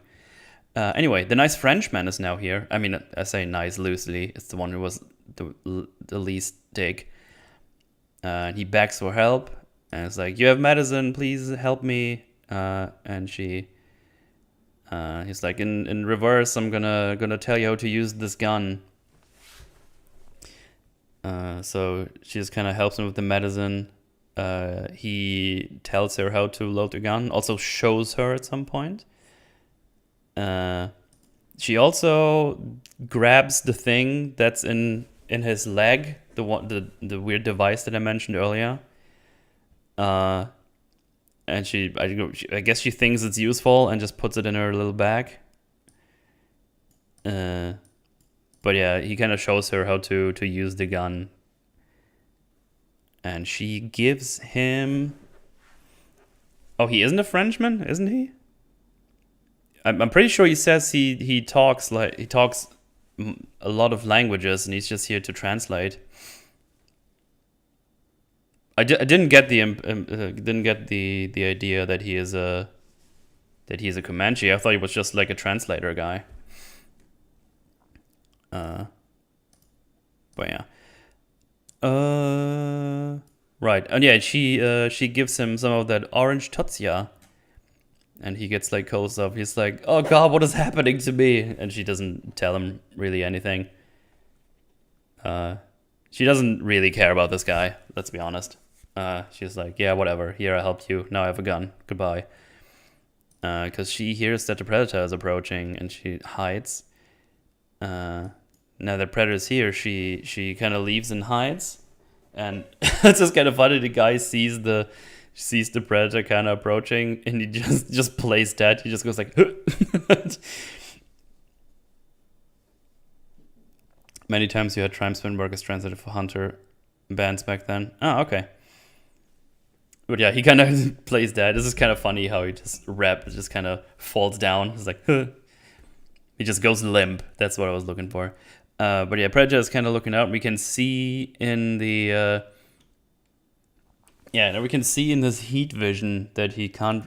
He does see the outline, but it looks like it's a corpse.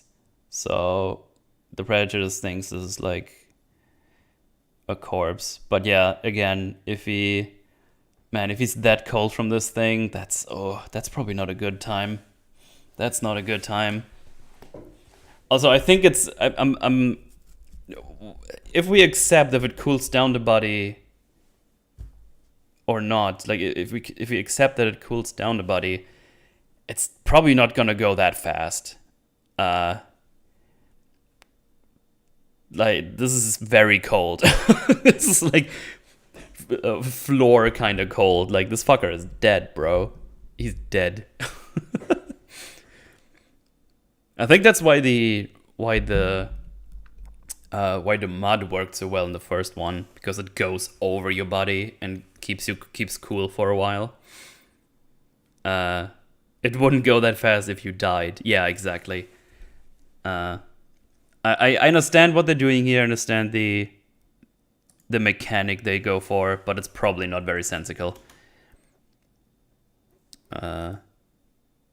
So yeah, he just kind of checks everything out, and at some point he accidentally steps on the predator, on the guy.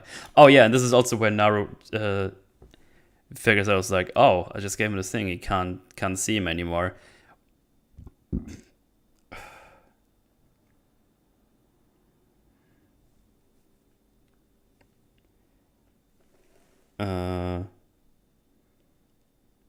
Which, I don't know, is plausible. I don't know why she made that connection specifically. Don't know. I need to think about this more. Because she probably just thinks, oh wait, I just gave him this, and now the goddamn bots are back.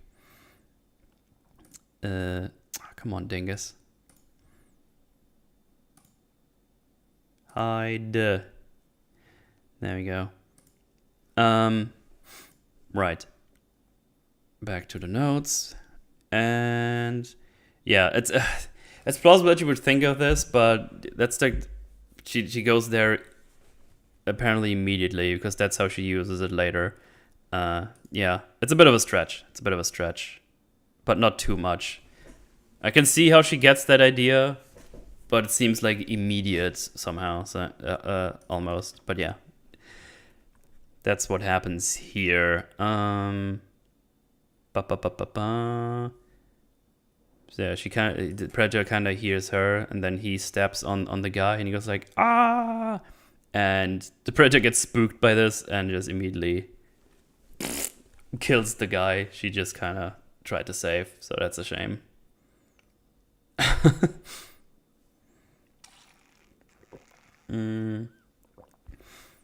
So yeah, Predator's about to kill the doggo, actually, because the doggo is back. It has been untied earlier. But yeah, it's time for Tabe to be the Super Mega Chad. Because he saves the dog, because decks the predator in the face. Jesus, my speaking is not very good today. Yeah, he's on horseback. He decks the predator in the face. He grabs some stuff while he's on horseback. Just kind of circling the predator. What's that fucking noise outside? The fuck? That's weird. That was a noise I never heard before. Well, I guess it's time to die. Right. Can you know where he shoots the mask off? Need to see something? Hang on.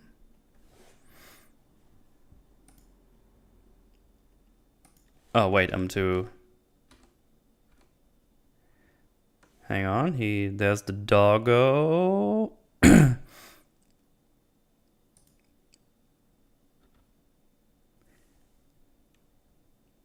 Where it shoots after the mask is off. Okay, hang on. So the mask is off.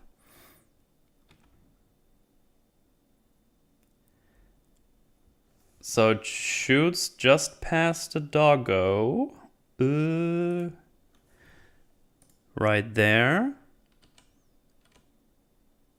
Then it goes onto the ground a little bit, and then it kind of snaps to the left. Probably to the thingy.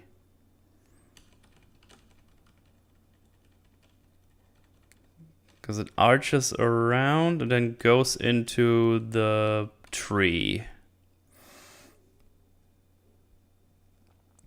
So if he would have aimed properly, he would have killed the dog. He was close enough there, but he didn't hit it. He didn't aim properly because he was getting decked in the face. If that's what you were thinking about.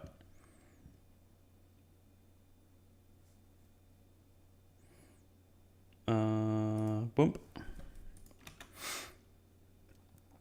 So yeah, Tabe grabs some stuff on horseback, starts fighting Predator, and he's holding up pretty well, considering he's a war chief and a good hunter.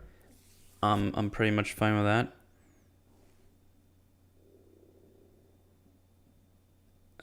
Just wanted to see how far the bolt goes straight for. Oh, it's definitely closer than at the end, pretty sure. Yeah, this is also where Naru sees that the bolts go immediately for the dots. She kind of tries to load the weapon as well. And the first time she tries to shoot it, it fails because she fucked up the thing. Because all the guys said to her, not too much, not too little. And he just kind of distracts her, the Predator, with yelling. And at some point, the Tabe picked up the stick weapon of the Predator and just throws it through his shoulder, which is pretty significant damage, I would say. Yeah, he just kind of does some sick moves. Like he shoots arrows into the guy, then goes up to him, gets him out, does some spinny tisms and stuff. Yeah, he's just being a Chad, pretty much.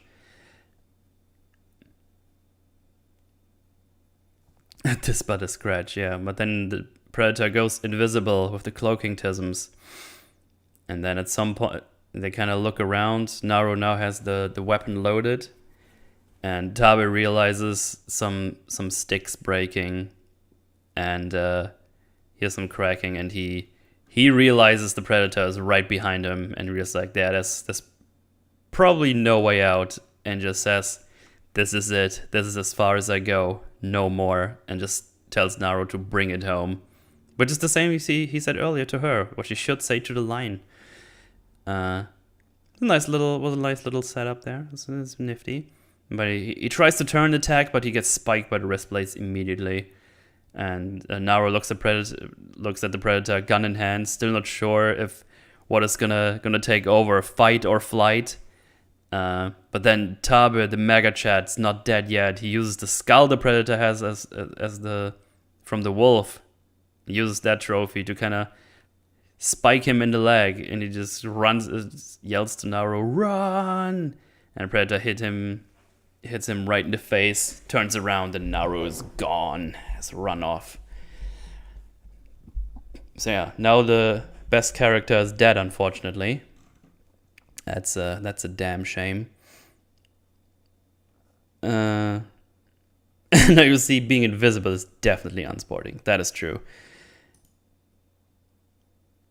Brother's a good skull to keep. Yeah, he was definitely the best one, for sure.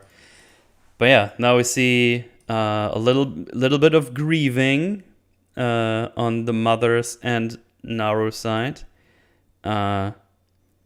We don't get anything for all the other people that died, unfortunately, which is kind of a shame. Would have been nice to see like a, I don't know, like a little scene where there's like a group where they, I don't know, at the end where they have like a little ceremony for them or something. But all we get is when the brother dies. It's just like, yeah. At least we get that, but what are the other ones? That would have been nice. Just given some reactions. Acknowledge that people died, please. But yeah, the mother has some reaction as well because someone goes back to the camp and tells the mother the bad news. That's all without dialogue, by the way, which is kind of neat. We just see her reacting. But yeah, now we're just kind of chilling out for a little bit. Takes a little rest. Because she wakes up from the rest and sees that one bastard Frenchman resting, just kind of washing himself up as well. He somehow escaped. It was like the leader guy. Also, the doggo was back. He was just kind of looking after. This is a good doggo, by the way. This is a cute, good doggo. And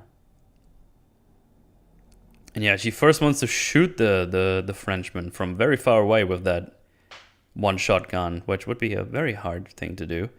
But she's kind of decides, you know what? It's probably smarter to just kind of catch him. Because I think she checks her back and sees that weird device, and I think her plan is to capture him and test this on him, but just kind of fucked up. Oh yeah, for some reason she kind of knows how this thing works, which is kind of weird, champ. Because she has this thing and she just kind of flips it up and it's like, oh, that thing still works apparently. But yeah, she takes the Frenchman hostage, drags him to somewhere, which seems to be pretty far away from the lake. That must have been an uptaking to do some good workout, if you will. And yeah, while that fucker was unconscious, she just tested the device on his leg. He got his leg chopped off, and she just goes like, "Well, you bled my brother. Now I'm letting you bleed." So yeah, she basically decides him to take him as bait, and yeah. She prepares for the fight, takes some of the meds that make her cold.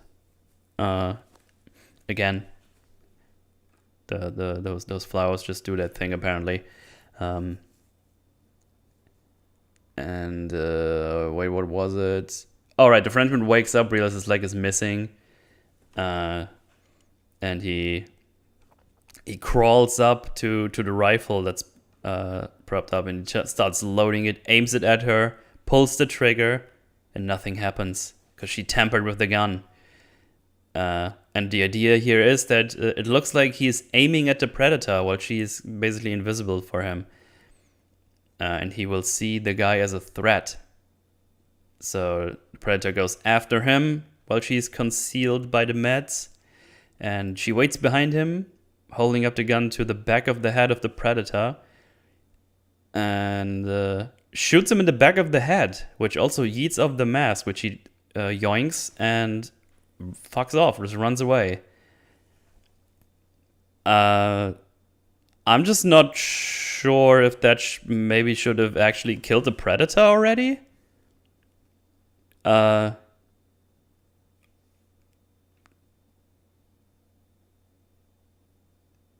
yeah, I don't. It's kind of weird. Do we get like a visor scene from the predator? Hang on, let me check here. So wait a second.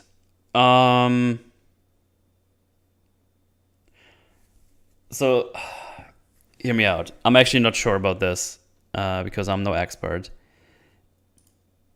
If we have this fire here, like this is a fire, right? Yeah. Dang, hang on. Let me get back to this thing. Because if we have this fire here, shouldn't... Like, I don't know how this would be shown on an actual heat detection thingy.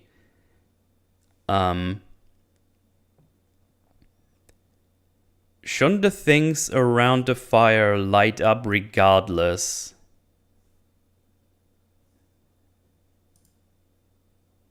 Hang on. I went back way too far. Goddamn. Hang on. Yeah, because look at this. This is what I was getting at.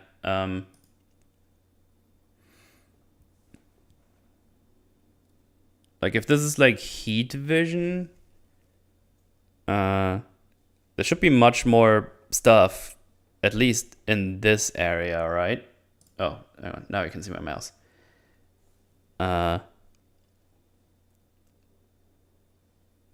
And even if that would, if we go by the if we just go by the rule, because we don't know how exactly the visor works, we can at least apply a little bit of space magic here, if you will. So it just shows the specific things on the outlines. It just has a filter, if you will. I don't know. It's basically just making the point that it wouldn't work with that as well.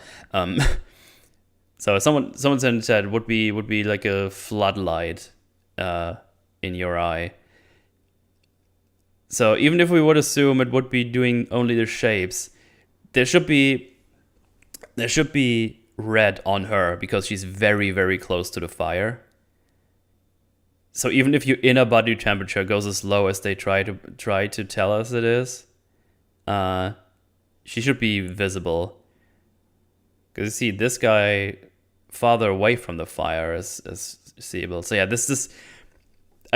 one way or another, this doesn't really work out, I'm afraid. So yeah, I understand what they were going for. I mean, all they had to do is just get her more out of the way. Just make this somewhere where there's no fire. Like, you could have rested here, tried the weapon and whatnot, the little bracelet thingy, and then just move somewhere else. Or at least moved him somewhere else, you know? That they're farther away from the fire. They could have solved that problem. But yeah, I'm pretty sure this doesn't work out as well.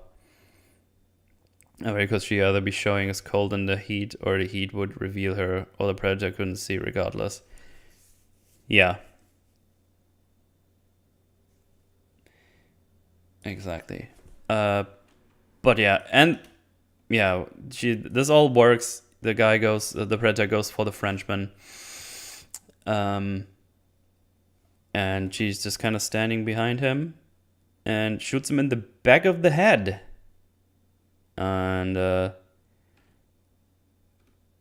so now I don't even want to see again. Raises up the gun. I don't know. I'm not sure. So there's a bunch of factors that I obviously have to make up, obviously. Like the thickness of a predator skull, and if a weapon from that era could penetrate that skull. I think there's an argument that could be made here that it should have killed the predator there already. But then again, you can also say, you can pretend like the predator is like a big skull or something. But yeah, could go either way. If it would be a modern weapon, I would have been much more sus with this. But yeah, that's basically what I was going for. Anyway, she's preparing like a bunch of traps, positions the mask somewhere and all that stuff, because now we're at the last fight, and oh boy, the last fight is really bad. That last fight is oof. So, She basically uses the same bait technique she tried to use against the lion when she failed. The predator goes up, follows like a blood trail, but it realizes it's probably a trap, but she positions her far enough away from this leg she positioned. And she leaps off the tree onto him, slashes him with the axe a couple of times until she gets yeeted off, and the axe goes flying. He wants to use the throwing spear, but the dog kind of jumps into the back of the predator, so he kind of gets his aim off and misses. Naru runs away, knowing it would use the... So we see earlier in the movie that it uses the trees to jump around, and then jumps into into the spikes. So she puts spikes on the thing, and the idea is it runs around and it jumps into the spikes, or at least scratches the spikes, which it does.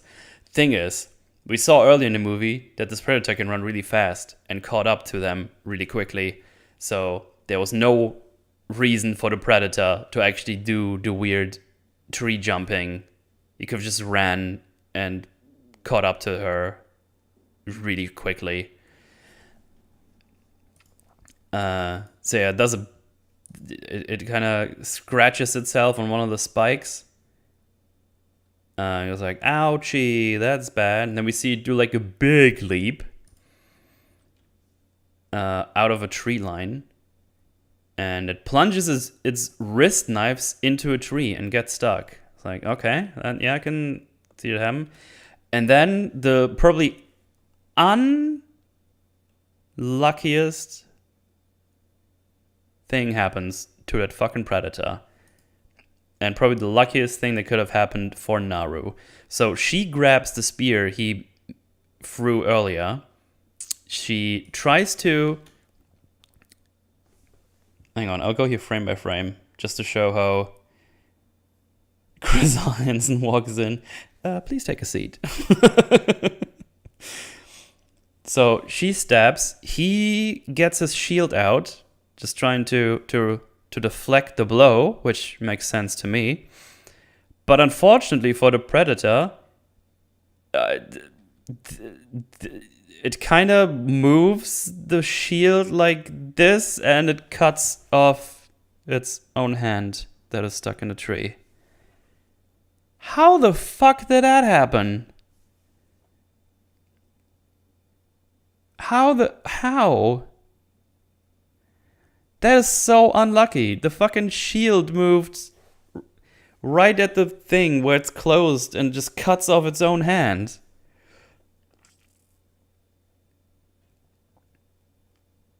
It's like, how... I don't believe that she has enough force to move their thing, for one, to that degree. And then for some reason, I don't know how this happened. I legit don't know how this happened. Maybe she had like an adrenaline thing and it moved it, but it was definitely not her intention, because I'm pretty sure she was going for the head, or at least the sides, and then it just kind of did the thing and it smooshed it into its arm. It's so lame. I really hate this. Statism at work. Oh no.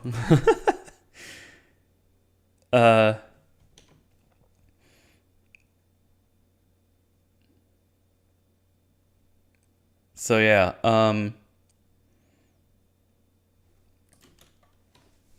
the predator looks at its arms like, oh, that's annoying. It gets pissed, and then they have like a bit of back and forth. Obviously, the predator is like super nerfed now. She gets some hits in, but at some point she gets hit with the shield with a very hard blow. According to what we know about the hittings of a predator, this should at least knock her out. But she kind of gets up again, hits him in the face, something, stabs the predator in the leg, and This is where we also see that we're now at the place where the where this little bog is. And then this happens. She gets grabbed, gets thrown overhead, and smashed into the ground. She's dead. She's dead. We established the power from the predator earlier. She's smooshed. Broken back at least. Yeah, she's fucked. With the power we established with that one punch, yeah. No bueno. Problematics. So yeah, yeah, that should be GG for him because he kills a bear in one hit. And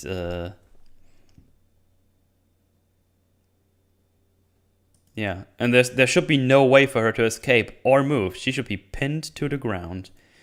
So she's been held down by the throat, and the predator's plan is to chop her head off with the shield that is on the same hand. And somehow she manages to slide between two rocks that just happen to be there. Again, really lucky for her, unlucky for the predator. So the shield can't close properly. And it's kind of getting closer and closer and closer. And it's like, okay, what am I gonna do now? And, okay, listen to me. She grabs one of his talons and just fucking breaks it off with one hand and stabs its chest with it. You can't just fucking rip out the talon off of the predator. That's insane. And it's so easy as well. She goes like, done. And then she can get her head free really quickly. So yeah. It's just no way. It's just not happening. But yeah, now they stand kind of face to face. The doggo brought the tomahawk back to her. She gets it from it. She jumps on the head, kind of ties some of the rope around the predator's face. And she jumps over the bog because she knows where it is now. And she drags it. Yeah, she puts the tomahawk in the leg, ties the rope around the throat of the predator. She jumps over the bog. She makes him fall over and just kind of waits for the predator to sink in and die. But that don't happen. That ain't happening, brother. Because the predator comes back out. And it now decides, okay, I think I'm close enough to use my bolts to shoot that bitch right in the face. But that also lights up the mask. And she does like a little speech. This is as far as you go. No more. This ends now. And she somehow managed to get the fucking predator into the correct position for the mask to line up with the predator's head. That is... no. That's no. That is very, very precise. She had no idea he, 1, would be able to stand up. 2, just stand there. 3, use the bolt next. The predator not actually sinking in more while he's standing there. And also to line it up exactly with the fucking mask. So, yeah, that is a big no-no. That is, ooh.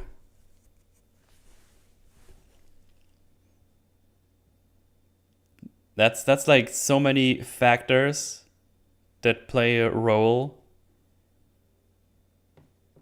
Yeah, it's not happening. But yeah, those things aim straight for the head. It circles around. It looks at the thing, sees the dots, and just looks surprised. And there's like a good 2.5 seconds. It's not moving. And it gets shot in the face and dies. Yeah.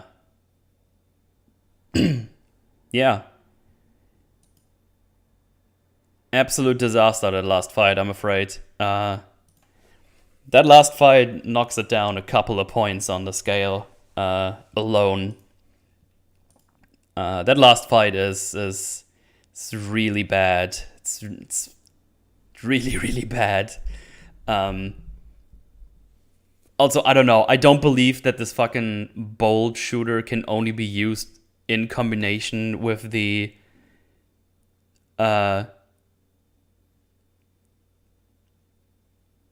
it's stupid that this laser can only other way around. This bolt can only be used with the laser intact. That's pretty stupid. I don't know why you wouldn't be able to just shoot it in front of you. That seems super useful. To have, like in this case, for example, where you lost your mask and want to use the weapon. Because if your mask is somewhere, you lost it, and then you shoot the gun, you have no fucking clue where this thing is going to go, you know? What happens if you're out of reach of that mask? Like, it must have some kind of, you know, limit on how far it can go, right? I just don't believe you can't just turn off the tracking, just shoot it without the mask. Turn off the tracking now instead. That's what I said, and people keep arguing with me about it. I don't believe it doesn't have a function where you can just use it free aim. That's stupid. That's really stupid. But yeah, there you go. That was the last fight. Really, really tizzing me.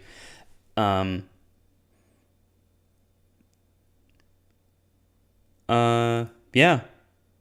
This fight sucks. It's bad. But that's it for the Predator. It cut its head off. She comes back to the camp, like at dawn. It's full of blood. Shows that she killed the thing. Oh yeah, and we also get that the gun is now tied to predators, I think.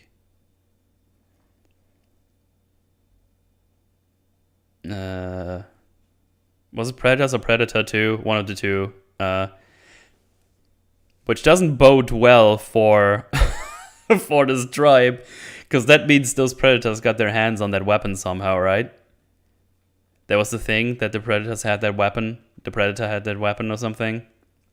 So these fuckers get wiped out at some point. So yeah, she becomes apparently the new war chief, I think, and it's a GG. And all of these people will die, which is a shame. Sorry for party rocking. Predators had enough of their crap and killed them all. Yeah, it's like, oh, whoops. But yeah, that's Prey. It was on a pretty decent track up until the last half an hour or so. It's a lot of things that happen that are very but yeah, still better than a lot of things that came out, because it seems like someone made this who clearly gave a shit. I really like the Predator. It's a really cool Predator design and behavior. And also, no one cares about the people who died. We don't get like a little scene where they have like a burial or like a ceremony. That would have been nice. But yeah, a little bit of the acknowledging of the death would be nice, but we don't get that, unfortunately. Really makes you think just how many genocides were blamed on the Europeans when were actually carried out by the predators.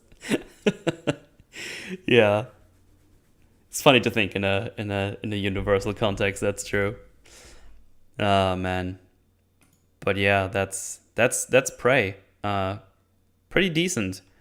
As it says in the title, could have been great if we just tweaked some stuff here, get a little bit more character stuff. Give the people some recognition, like the people that died. Make the characters acknowledge that like a whole fucking party has been wiped out. That last fight needs major tweaking. There's just so many things peppered about. Get rid of the Predator mentions in the first 20 minutes or so. That would be great. But right now, I'd probably put it on like a 6-ish, I think. With some tweaks, could easily go to like a 7 or 8. But there's just too many stuff. There's too many stuff going on that just kind of knock it down the palette, for sure. Metal's Forge TLJ. No, fuck that. Fuck that.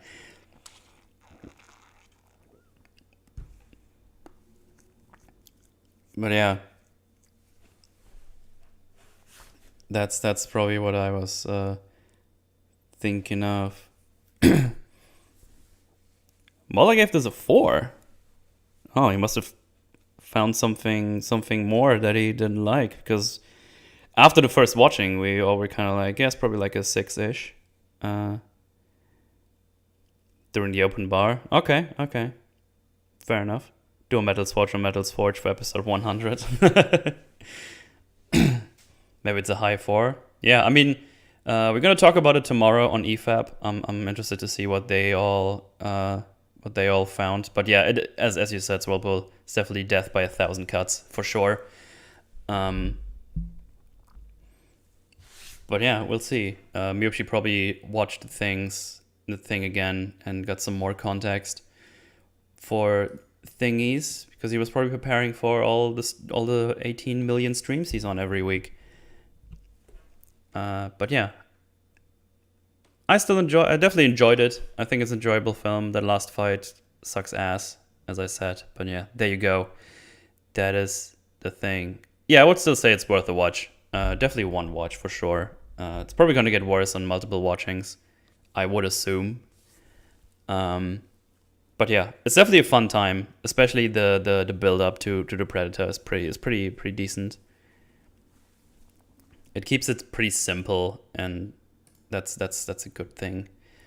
But yeah, there you go. That's the movie. Let me do super chatteroonies here real quick. Criticisms. Magic rub on Axe. Flower seems to cause people's arms to crumple for a bit when they take it, but doesn't for her. Oh yeah, that's true. That's actually true. That's a good point. She just kind of takes it and just like, yeah, I'm cold, I guess. The dog likes to teleport. Yeah, he just kind of vanishes from time to time. Hate the pistol. Comic origin non-canon now. Okay, I have no idea about that. Don't like how the Predator died. Agreed. Yeah, the cold thing is a good point, actually. Now that you mention it, didn't you think about that? So yeah, that makes that even a little bit worse as well. Make sure to watch a Original Predator movie to prep for EFAP. Oh, I did watch the Original Predator like a couple of times already. I remembered already. But yeah, that should be fun. And then we got hypothermia occurs at below 35 degrees. Average body temp is 37 degrees. And your cell proteins run into scrambled eggs at 41 degrees internal body temperature. Well, there you go. Yeah, definitely. Don't eat that. Don't eat that flower for sure. That just screams for a bad time. That's looks for a bad time. But yeah, there you go. We did it. We did it, everyone. High fives all around. We did it. But not done yet because tomorrow EFAP, more prey. Gonna be interesting to see what the others found. I don't know if I guess they rewatched it in prep. Maybe they didn't. I don't know. I'm not their moms.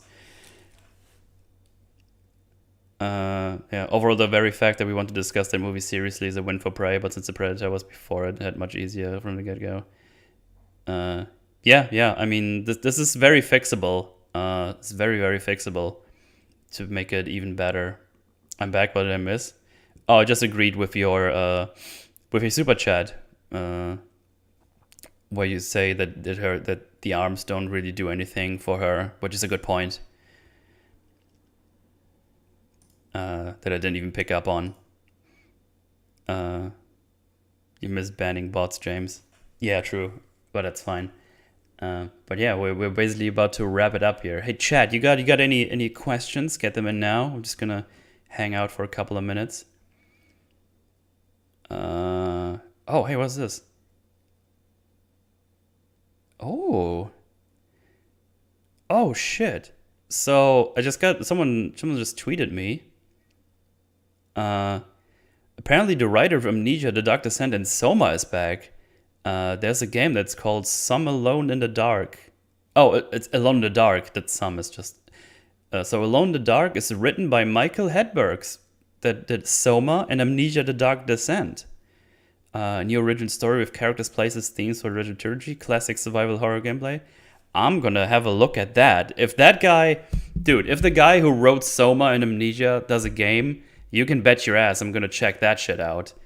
Dude, if it's anywhere as close as good, I'm fully erect. Fully erect.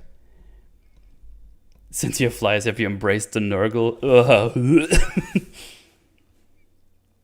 Alone in the Dark? Yeah. Let's have a look-see here. Blogplaystation.com. Alone in the Dark returns. Reimagining of the classic survival horrors coming to PlayStation. Okay. I mean, if it's written by the guy who did Soma, I'm on board. Definitely on board.